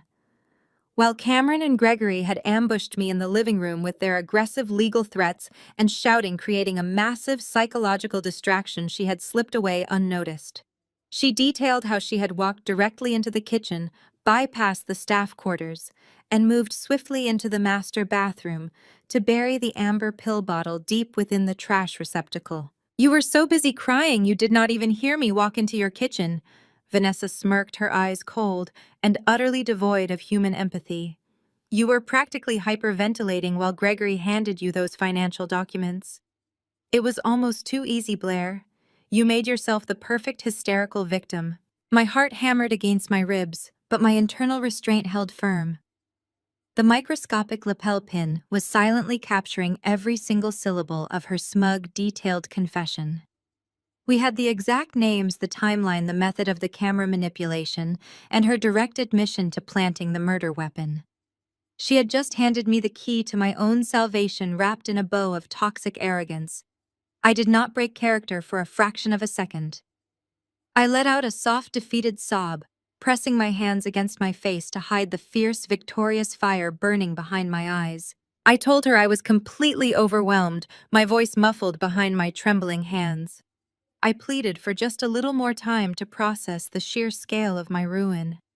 I promised I would not fight the corporate merger or the offshore money transfer, begging her to simply give me 24 hours to make the final arrangements before Cameron finalized the Vanguard deal. Vanessa leaned back in her plush leather chair, her expression one of supreme, unbothered victory. She graciously agreed to grant me a temporary stay of execution, explicitly warning me that if the $32 million was not routed to her specified offshore account by Thursday night, the district attorney would receive the final fabricated evidence needed to lock me away for the rest of my life. I nodded weakly, keeping my eyes averted, and stood up from the marble table.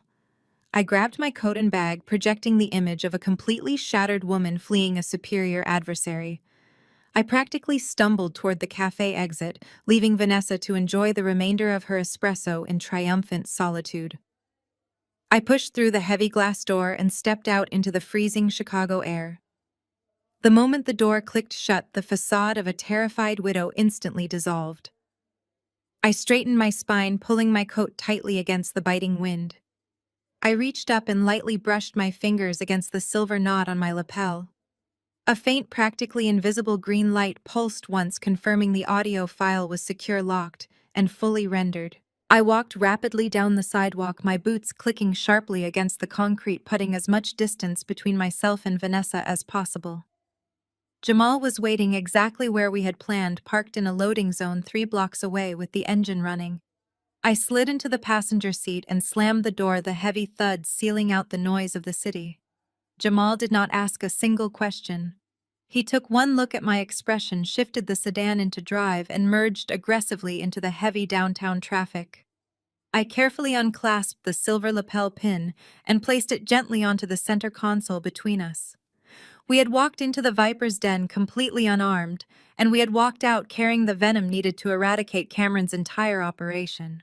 The financial audit proved the motive, but Vanessa's own voice had just provided the undeniable proof of the frame-up. The hunt was finally over. It was time to build our own trap. The hunt was finally over. It was time to build our own trap. Jamal navigated the gridlocked afternoon traffic with clinical precision, steering us away from the polished sheen of the Gold Coast and diving deep into the subterranean belly of the city. We descended into a dimly lit, multi-level underground parking garage beneath an abandoned commercial plaza near the river. The air down here was thick with the smell of exhaust, damp concrete, and stagnant water. The fluorescent tube lights overhead flickered erratically, casting long, distorted shadows across the empty pavement. We bypassed the upper levels, entirely spiraling down to the absolute lowest sub-basement, a sector completely devoid of civilian vehicles. Waiting in the deepest corner, idling silently next to a concrete support pillar, was an unassuming gray sedan. As Jamal pulled our vehicle parallel to it and cut the engine, the driver's side door of the gray car opened. Mitchell stepped out into the harsh, artificial light. Mitchell was a formidable presence, a man carved from decades of high-stakes corporate litigation. He had been Thomas's most trusted confidant and lead corporate attorney for 20 years, a fierce, uncompromising loyalist who knew where every single body was buried within Sterling Health. Cameron had illegally ousted him during the initial days of the hostile takeover, using fabricated compliance violations to strip Mitchell of his legal authority and banish him from the boardroom. The sudden forced exile had aged him, etching deep lines of fatigue around his sharp, calculating eyes, but his posture remained as rigid and unyielding as a steel beam. He approached our car with cautious, measured steps, glancing at the shadows before stopping at my passenger window. I stepped out, clutching the secure air-gap tablet to my chest. We did not waste time with formal greetings or pleasantries. The stakes were far too high for small talk. I placed the tablet directly onto the cold metal hood of Jamal's car and woke the screen. I opened the structured directories containing the decrypted financial ledgers, the offshore transaction anomalies, and the devastating Vanguard Global patent sale documents. Mitchell leaned over the hood, his eyes tracking the cascading numbers with the terrifying speed of a seasoned prosecutor. I watched the blood literally drain from his face as the sheer scale of Cameron's corporate treason registered in his mind. He saw the systematic embezzlement, the staggering syndicate debt, and the complete betrayal of his lifelong friend's legacy. But the financial ruin was only the opening act. I tapped the screen and played the audio file Jamal had just extracted from my lapel pin. Vanessa's venomous, arrogant voice echoed sharply in the cavernous concrete garage, bragging with absolute clarity about looping the security cameras and planting the lethal sedative in the master bathroom. Mitchell gripped the edge of the car hood, his knuckles turning stark white. His breathing grew heavy, and a cold, murderous fury settled over his features. He stood up slowly, adjusting his tailored coat, and looked at me with a newfound profound respect. He immediately reached into his jacket pocket for his phone, stating that we needed to bypass the local precinct entirely and take this raw evidence directly to his contacts at the Federal Bureau of Investigation.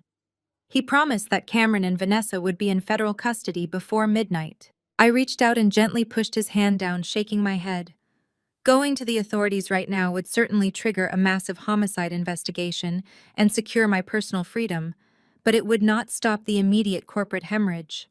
A federal injunction could take days or even weeks to process through the bloated judicial system. By the time a judge issued an order to halt the merger, Cameron would have already signed the company away at Friday's emergency board meeting. Vanguard Global would legally own the patents, and thousands of innocent employees would lose their livelihoods before the ink even dried. Thinking purely like a forensic accountant, I knew we had to destroy Cameron's corporate standing, permanently, completely obliterating his power from the inside out before the police ever touched him. I brought up the specific hidden corporate bylaws we had salvaged from the Ghost server, focusing entirely on subsection 14. I reminded Mitchell about the $32 million currently sitting frozen in the offshore account I controlled. I needed to know exactly how to weaponize Thomas's final desperate failsafe. Mitchell's eyes widened, and a slow, dangerous shark-like grin spread across his face. The grief and fatigue vanished entirely, replaced by the ruthless legal predator Thomas had relied on for decades. Mitchell explained that he was the original architect of that specific poison pill provision. He and Thomas had drafted it in absolute secrecy to prevent exactly this kind of predatory foreign acquisition. Mitchell opened his own leather briefcase on the hood of the car, pulling out a stack of blank legal mandates and a heavy fountain pen. He explained that the poison pill was dormant, waiting for a specific verified capital injection to arm its automated defense protocols. Using his retained, deeply embedded administrative credentials that Cameron had failed to completely purge from the company's foundational registry, Mitchell helped me draft the ultimate corporate trap. We were not just going to block the sale, we were going to engineer an irrevocable, highly aggressive financial ambush. Working under the flickering garage lights, we legally bound the $32 million offshore account directly to the poison pill's execution algorithm.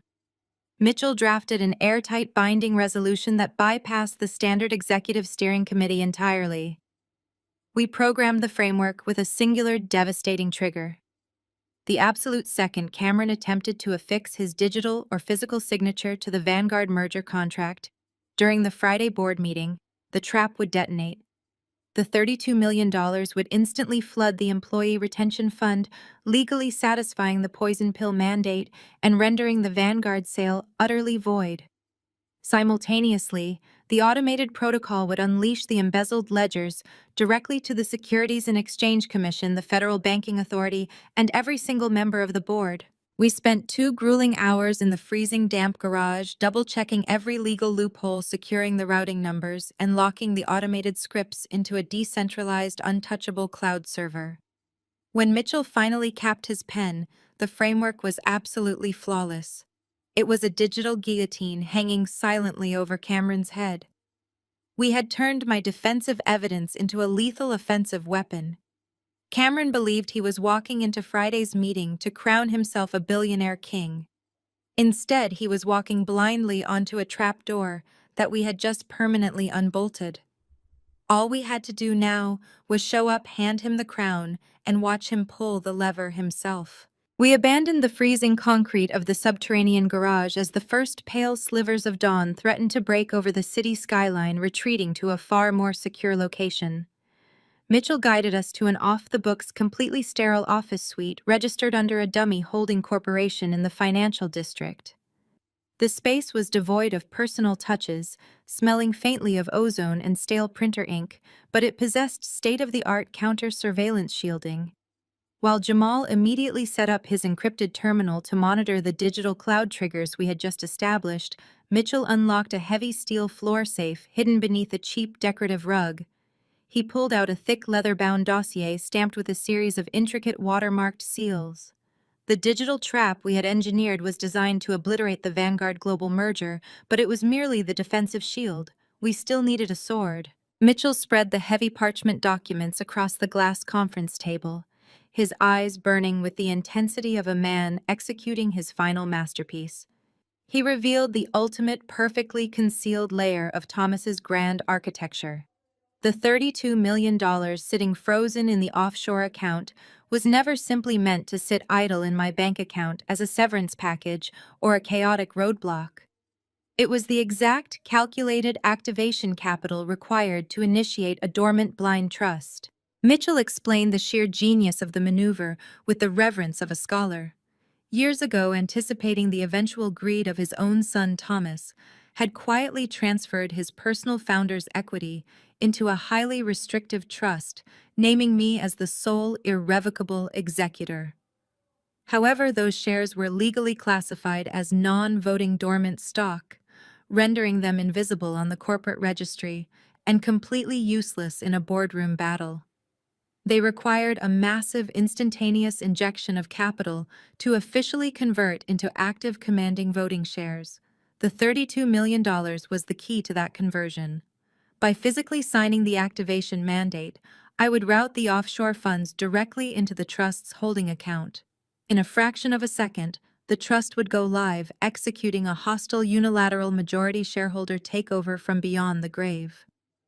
Cameron genuinely believed he controlled the board of directors through intimidation and bribery. He had no idea that the moment I inked my name on Mitchell's documents, I would legally seize the throne instantly, becoming the apex predator of Sterling Health Technologies. I picked up the heavy fountain pen, feeling the immense weight of my late husband's foresight resting in my palm. He had trusted me to decipher his code to fight his battles, and to protect his legacy when he no longer could. I pressed the nib to the paper, signing my name across the heavy parchment, officially arming the blind trust. At that exact moment, the harsh synthetic vibration of the secondary burner phone shattered the quiet concentration of the office. The device rattled aggressively against the glass table. I glanced at the screen. the caller ID was completely blocked, generating a string of encrypted zeros.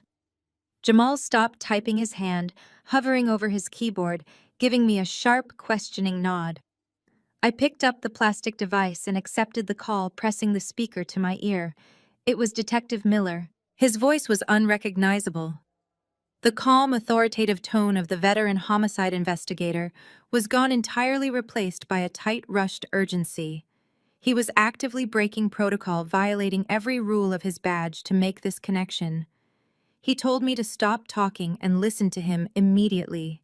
He warned me that the entire investigation had just been violently derailed. He explained that the county medical examiner's office had miraculously expedited the toxicology results overnight, bypassing standard procedure. The report had been intentionally and aggressively manipulated. Cameron's endless corporate payroll had reached deep into the coroner's office. The official document now definitively showed a lethal toxic overdose of the exact prescription sedative found in my name. The narrative was hermetically sealed in ink and government stamps. Miller told me that his precinct captain, heavily pressured by Gregory's high-priced legal fixers, had taken the doctored report directly to a sympathetic judge. The arrest warrant for murder in the first degree had just been officially signed and entered into the federal database. A cold wave of pure terror washed over me, freezing the blood in my veins.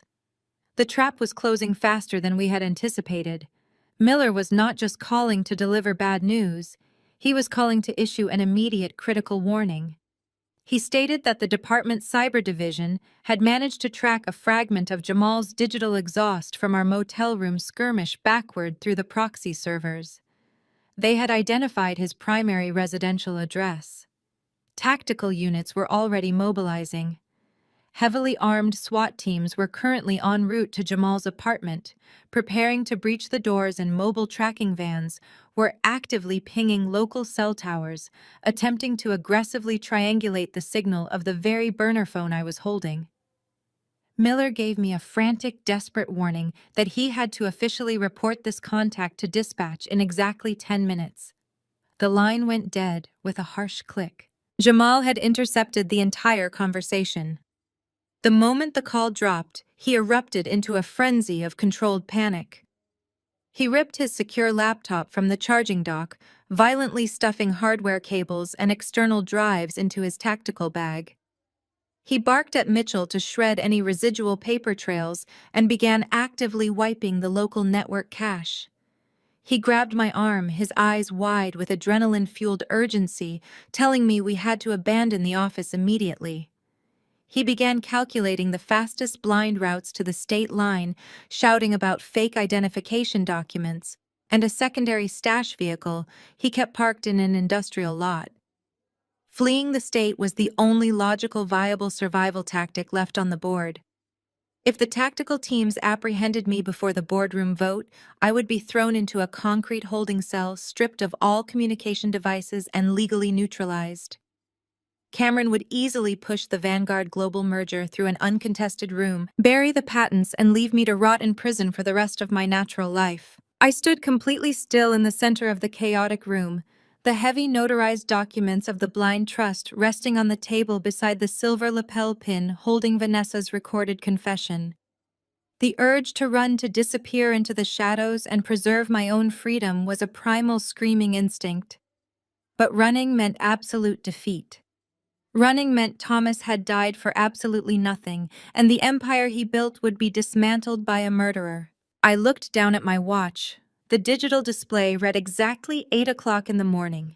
The emergency board of directors meeting was scheduled to convene in exactly 60 minutes. I pulled my arm out of Jamal's frantic grip.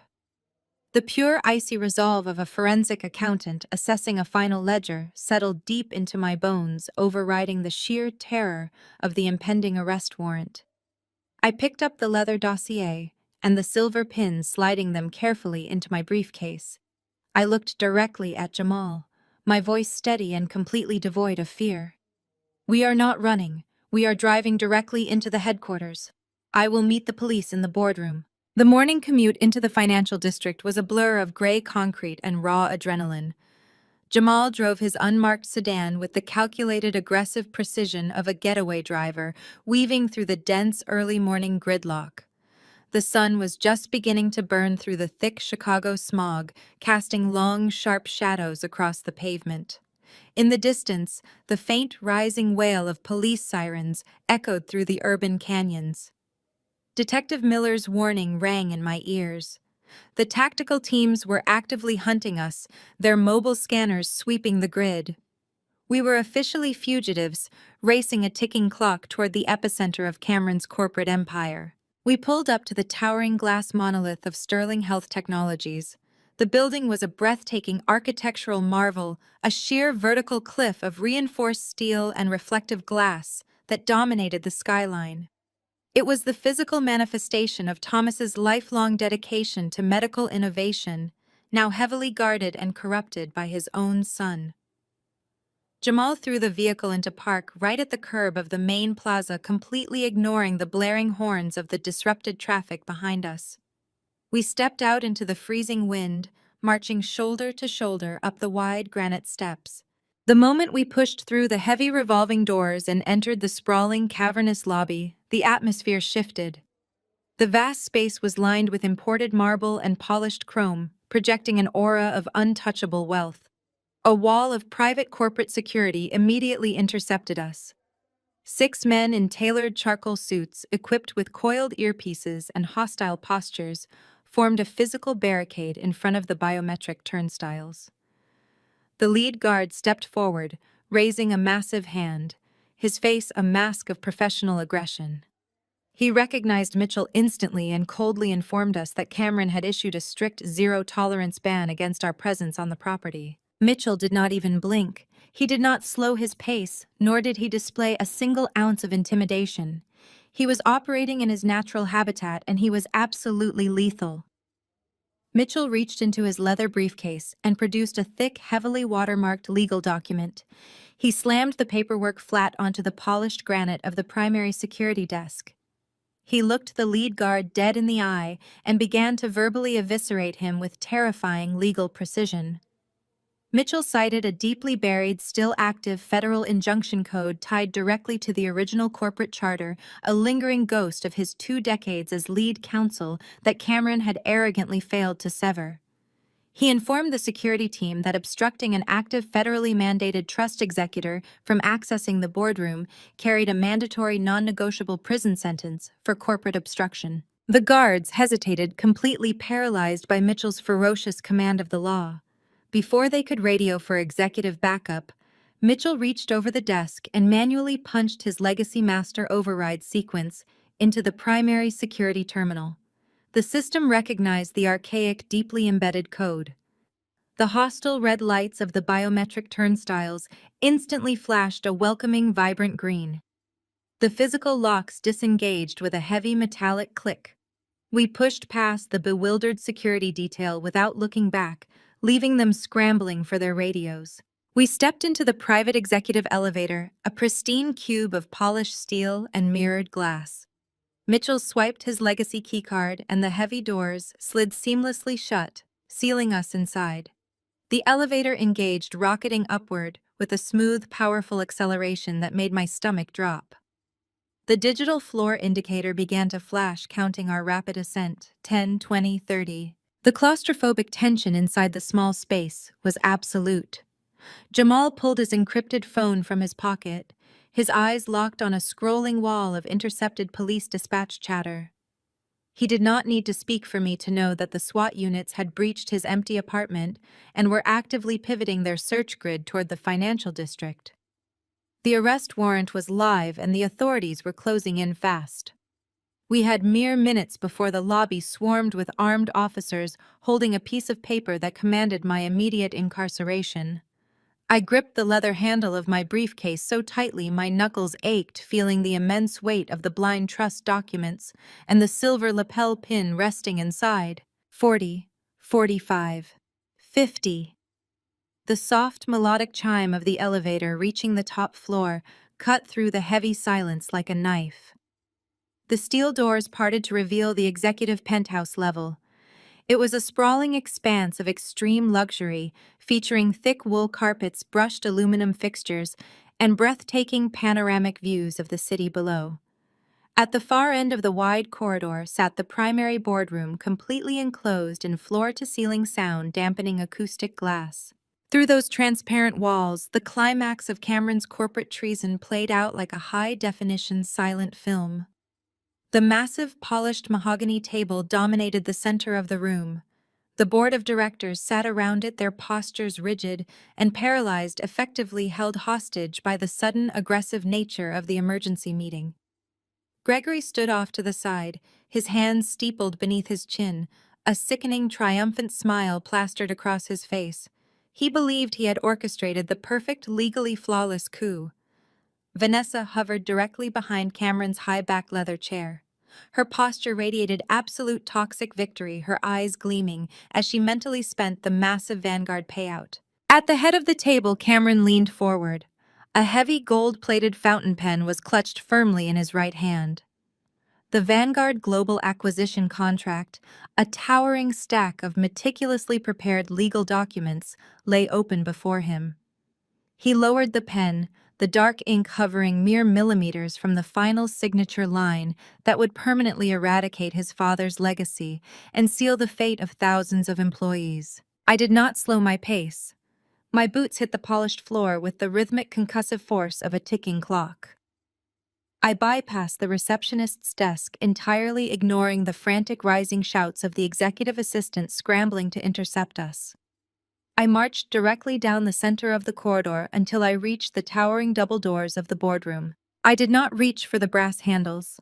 I did not pause to ask for permission. I raised my boot and kicked the heavy wooden center divide with every single ounce of adrenaline, grief, and fury coursing through my veins. The doors violently slammed open, crashing against the interior walls with a deafening, thunderous crack that shook the glass partitions. Cameron flinched violently, his hand jerking upward in shock, the gold pen stopping dead mid-stroke. The entire room froze, every head whipping around to face the doorway, as I stepped across the threshold, bringing the wrath of Thomas's vengeance directly into the lion's den. The crash of the heavy wooden doors echoing into the pristine acoustic glass boardroom shattered the manufactured calm of the executive meeting. Cameron flinched as if physically struck, his hand jerking upward in pure shock.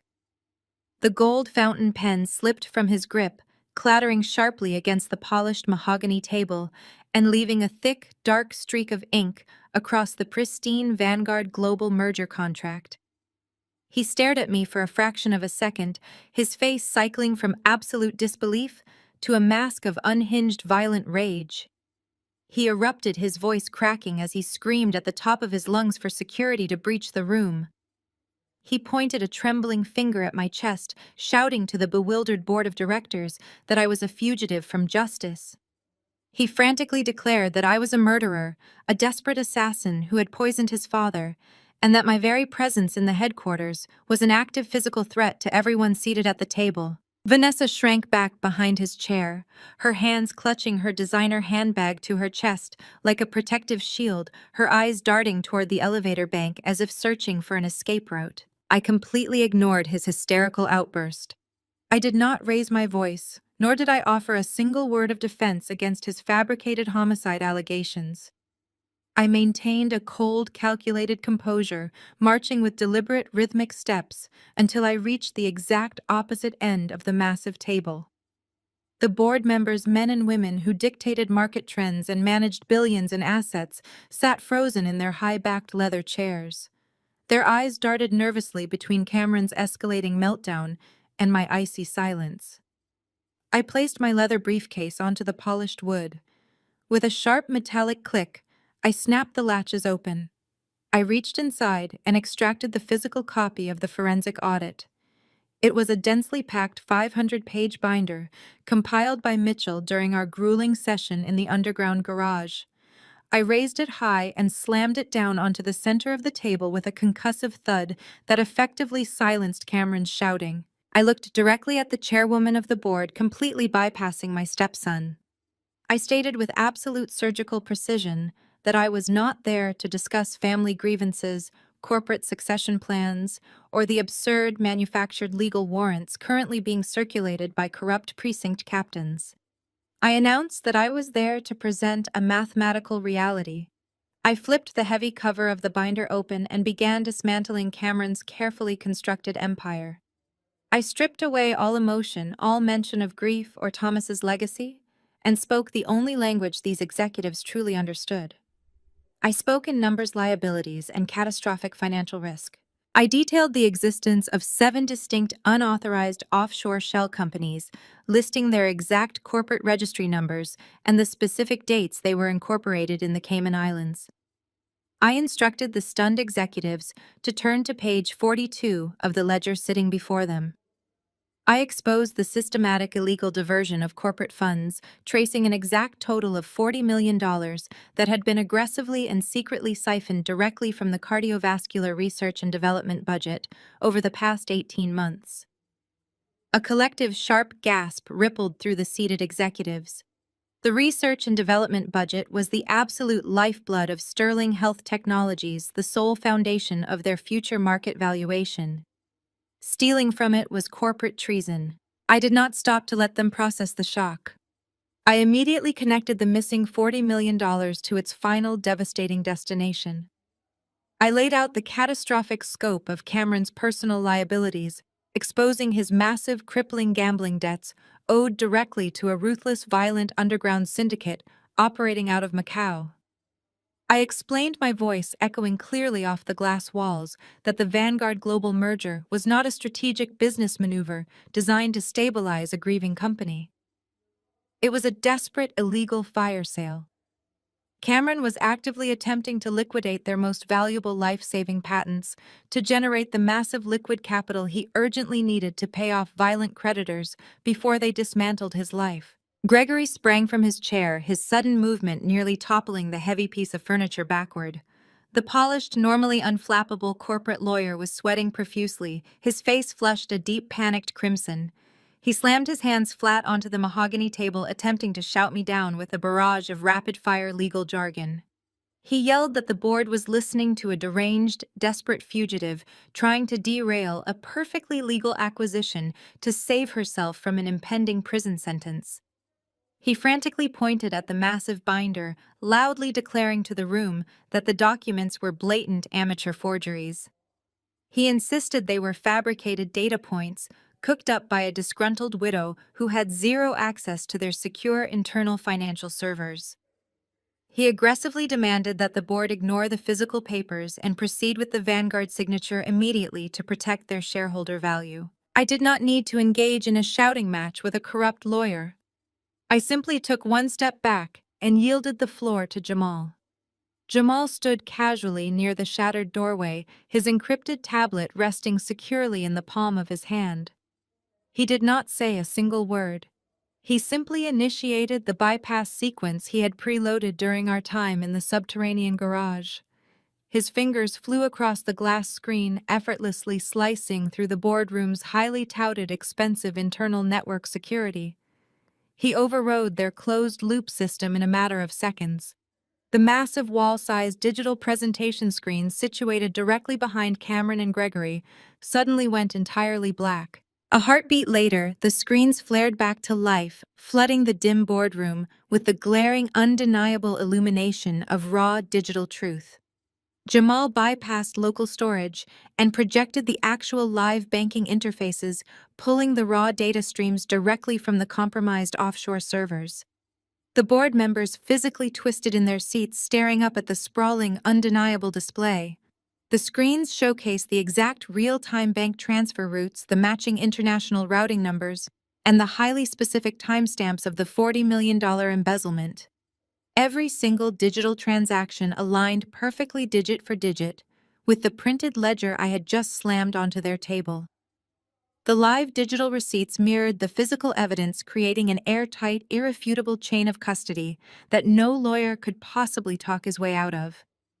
The numbers cascaded down the bright glass screens in brilliant white font, permanently illuminating the reality that Cameron had robbed them blind. The room descended into a heavy, suffocating silence, the sheer magnitude of the financial betrayal locking the executives in place. The silence in the boardroom was absolute, a heavy, suffocating vacuum pressing against the glass walls. The scrolling offshore routing numbers on the massive digital displays bathed the paralyzed executives in a harsh, clinical glow. Cameron stood frozen, his eyes wide and vacant, watching his secret life of syndicate debts and stolen capital laid bare for the very people he had intended to rule. His carefully constructed veneer of the grieving, duty-bound son had been vaporized in a matter of seconds. But before the chairwoman could find her voice to demand an explanation from the man attempting to sell their legacy, the vacuum was shattered by a shrill, desperate shriek. Vanessa lunged forward from the shadows behind Cameron's chair, her manicured hands slamming flat onto the mahogany table. The sudden realization that her promised Vanguard fortune was disintegrating before her eyes completely stripped away her practiced elegance. Her face twisted into an ugly mask of panic and rage as she desperately attempted to rip the narrative away from the undeniable financial data. She screamed that the numbers were irrelevant, a chaotic distraction fabricated by a desperate cornered animal. She pointed a trembling finger at my chest, her voice echoing shrilly off the acoustic glass, demanding that the board remember the imminent arrest warrant. She shrieked that I was a cold-blooded killer who had fatally poisoned my husband, a desperate murderer, just trying to cause chaos to save myself, and that listening to me was corporate suicide. I did not flinch. I did not raise my voice to match her rising hysteria, nor did I offer a single syllable of defense against her venomous accusations.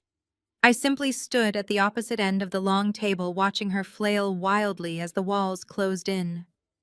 I let her scream until her chest heaved and her voice cracked, giving her enough rope to hang herself completely in front of the entire executive committee. When she finally paused to draw a ragged breath, the silence returned thick and expectant. I turned my head slightly, shifting my gaze from Vanessa to where Jamal stood near the shattered doorway. I gave him a single, barely perceptible nod. Jamal's fingers danced across his encrypted tablet, executing the final sequence of our offensive strike. He effortlessly hijacked the boardroom's integrated high-fidelity surround sound system, rerouting the audio output channels directly to his device. A sharp burst of static hissed from the hidden ceiling speakers, followed immediately by the ambient background noise of a quiet downtown cafe. Then a voice washed over the frozen executives. It was not shouting or frantic. It was a conspiratorial, venomous purr, dripping with toxic arrogance and supreme hubris. It was Vanessa's voice captured with pristine clarity by the microscopic lapel pin just 24 hours earlier. "You were so busy crying you didn't even hear me walk into your kitchen." The recorded voice sneered, the words echoing through the boardroom with devastating precision. "You were practically hyperventilating while Gregory handed you those financial documents." The recording continued, detailing her masterpiece of destruction without an ounce of remorse. The executives listened in absolute horrified silence as Vanessa's recorded voice proudly explained the logistics of the frame-up, outlining the exact methodical steps of the physical infiltration. She bragged about bypassing the staff quarters and moving swiftly into the master bathroom to bury the amber pill bottle deep within my trash receptacle, sealing my fate while I wept in the living room. Bribing the security was easy. The recording gloated, filling every corner of the corporate sanctuary as she confessed to purchasing the night shift supervisor to loop the internal camera feeds for a crucial 45-minute window. The physical transformation in the boardroom was instantaneous and profound. The blood drained entirely from Vanessa's face, leaving her complexion a chalky, sickly white. Her jaw dropped open, but no sound emerged. She stumbled backward, her knees buckling slightly as she collided with the edge of Cameron's chair, her hands flying up to cover her mouth. Cameron himself looked as though he had been physically struck, his eyes darting frantically between the speakers, and his stepmother finally comprehending the sheer magnitude of the trap they had walked into. The board members reeled back in their heavy leather chairs, openly displaying their physical revulsion. A collective gasp of horror rippled down the table. The chairwoman gripped the armrests of her seat, utterly appalled by the cold-blooded, premeditated malice laid bare before them. This was no longer just corporate espionage or financial embezzlement. They were sitting in a room with a woman who had orchestrated a lethal dose of medication and gleefully framed an innocent person for murder. Even Gregory, the ruthless architect of their legal strategy, realized the battle was spectacularly lost. He dropped his briefcase and quietly began inching his way backward, silently attempting to slip toward the exit and distance himself from the fallout. But there was no escape. The trap was absolute, and the timing was perfectly orchestrated. Just as the final damning syllables of Vanessa's confession faded into the tense electrified air, the heavy wooden double doors of the boardroom were shoved open. The people flooding into the executive sanctuary were not the polished corporate security guards Mitchell had bypassed in the lobby. It was a joint task force. A dozen heavily armed federal agents wearing dark tactical gear bearing the bold yellow letters of the FBI swarmed into the room, fanning out with practiced military precision to secure every exit and block Gregory's retreat. Walking directly behind them, his badge clearly displayed on his belt, and his expression grim and resolute, was Detective Miller. He stepped into the boardroom, his eyes sweeping past the horrified executives and locking directly onto Cameron and Vanessa, holding the physical warrants that would dismantle their lives forever. Cameron's momentary paralysis evaporated the second he registered the dark tactical uniforms and Detective Miller's gold badge breaking the threshold of the boardroom.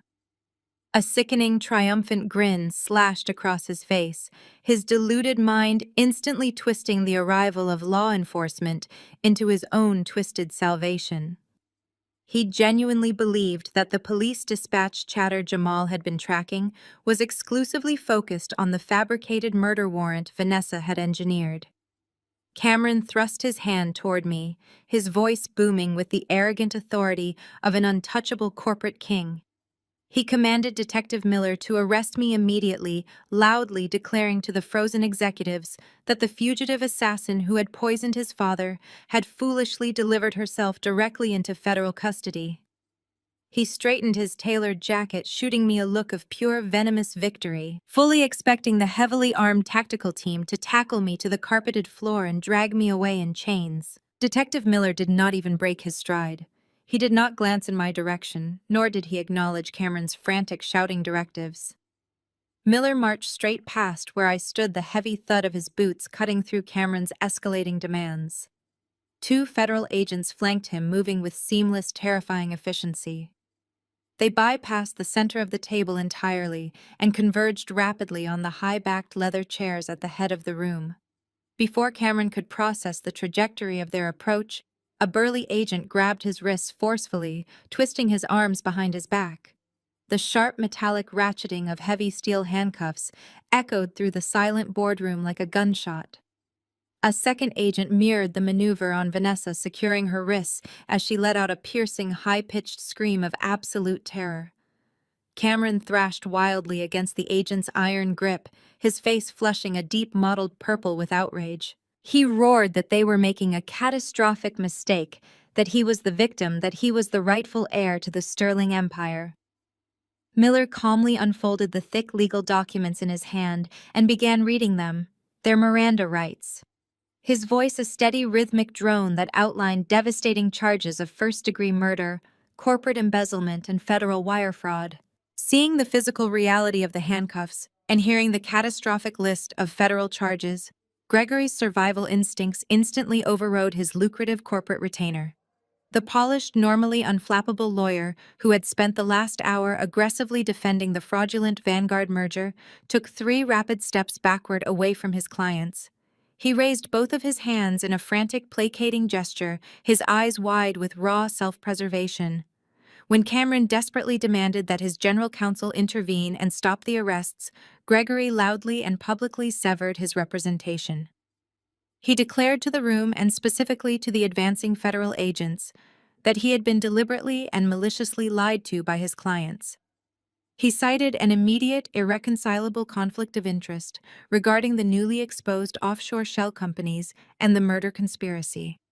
He abandoned them without a single second thought, scrambling toward the doorway to immediately cooperate with the authorities, leaving his former benefactors completely isolated and legally defenseless. Even as the cold steel bit into his wrists and his own lawyer fled the room to save his own skin, Cameron's colossal ego refused to shatter.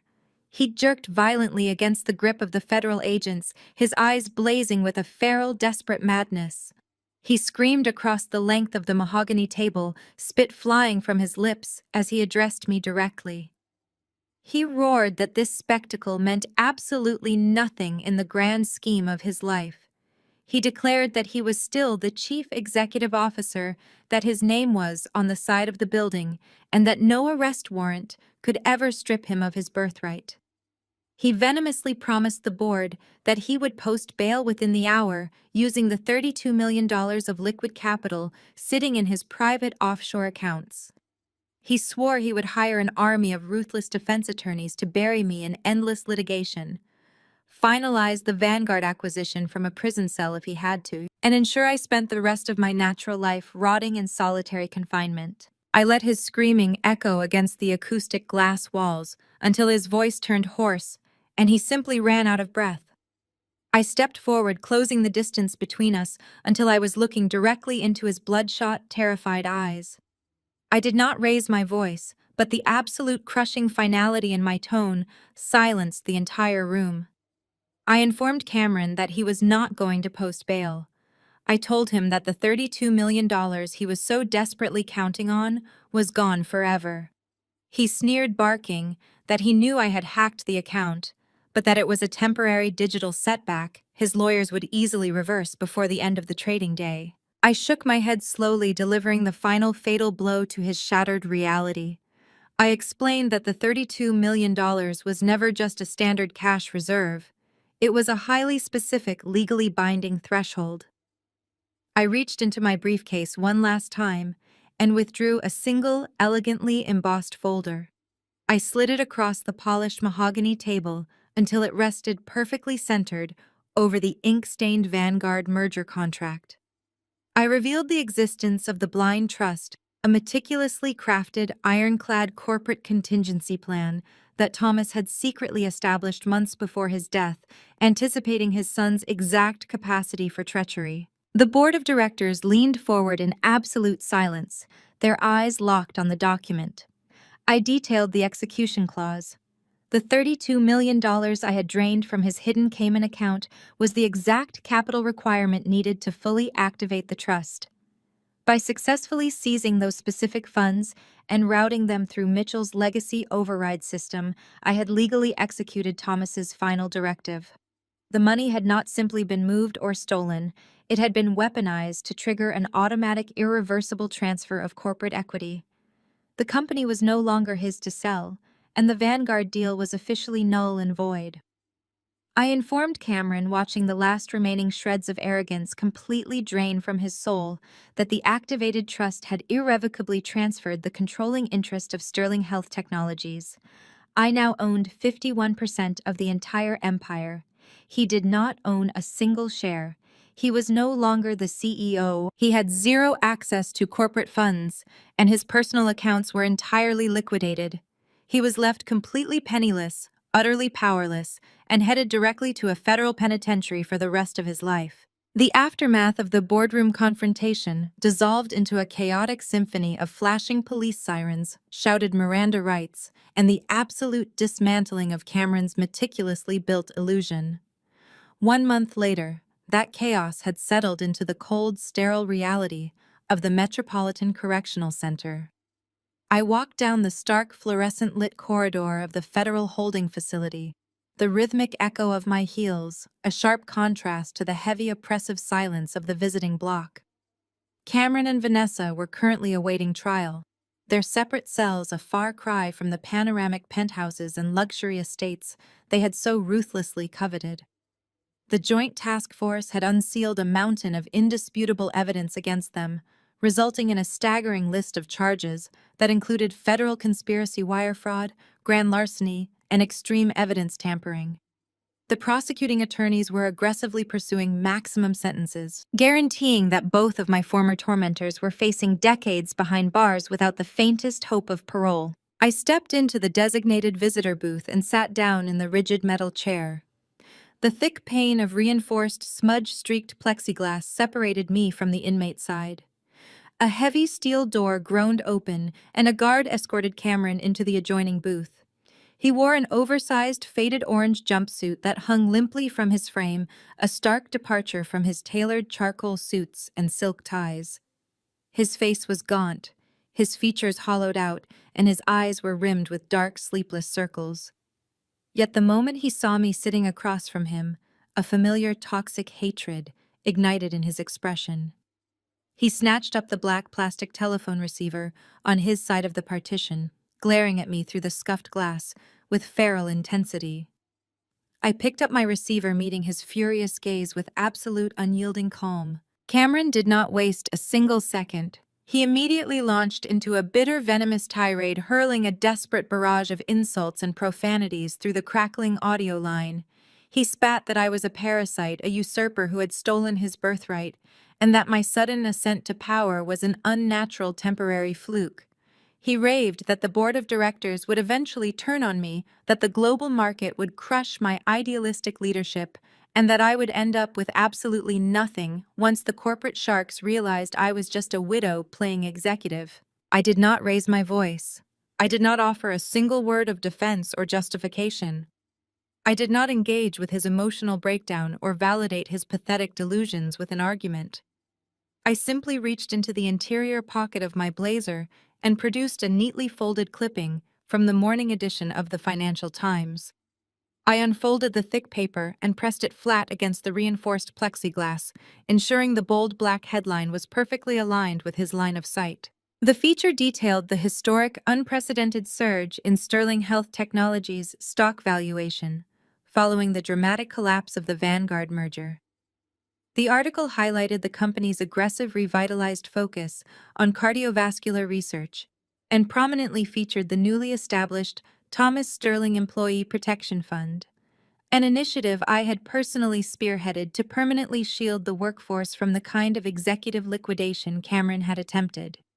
Cameron's eyes darted frantically across the text, scanning the soaring market numbers and the undeniable proof of my successful leadership. His jaw tightened, the last remnants of color draining from his face, as the absolute reality of his complete irrelevance washed over him. The empire was not just surviving without him, it was thriving. I held the clipping against the glass for 5 more seconds, allowing the crushing weight of his failure to fully settle into his bones. Then, without uttering a single syllable, I lowered the newspaper, placed the receiver back onto its metal hook, and stood up. I turned my back on his frantic, silent shouting behind the soundproof glass and walked out of the facility, leaving him completely to the mercy of the federal justice system. The heavy steel doors of the prison shut behind me, sealing away the last remnants of the Sterling family toxicity. The transition from that sterile, oppressive concrete fortress to the vibrant warmth of my own home was jarring yet profoundly beautiful. The late afternoon sun bathed my backyard in a rich golden light, the air thick with the savory charcoal scent of a weekend barbecue. I stood on the wooden deck, a cold drink in my hand, watching the only 2 people who actually mattered navigate the lush green lawn.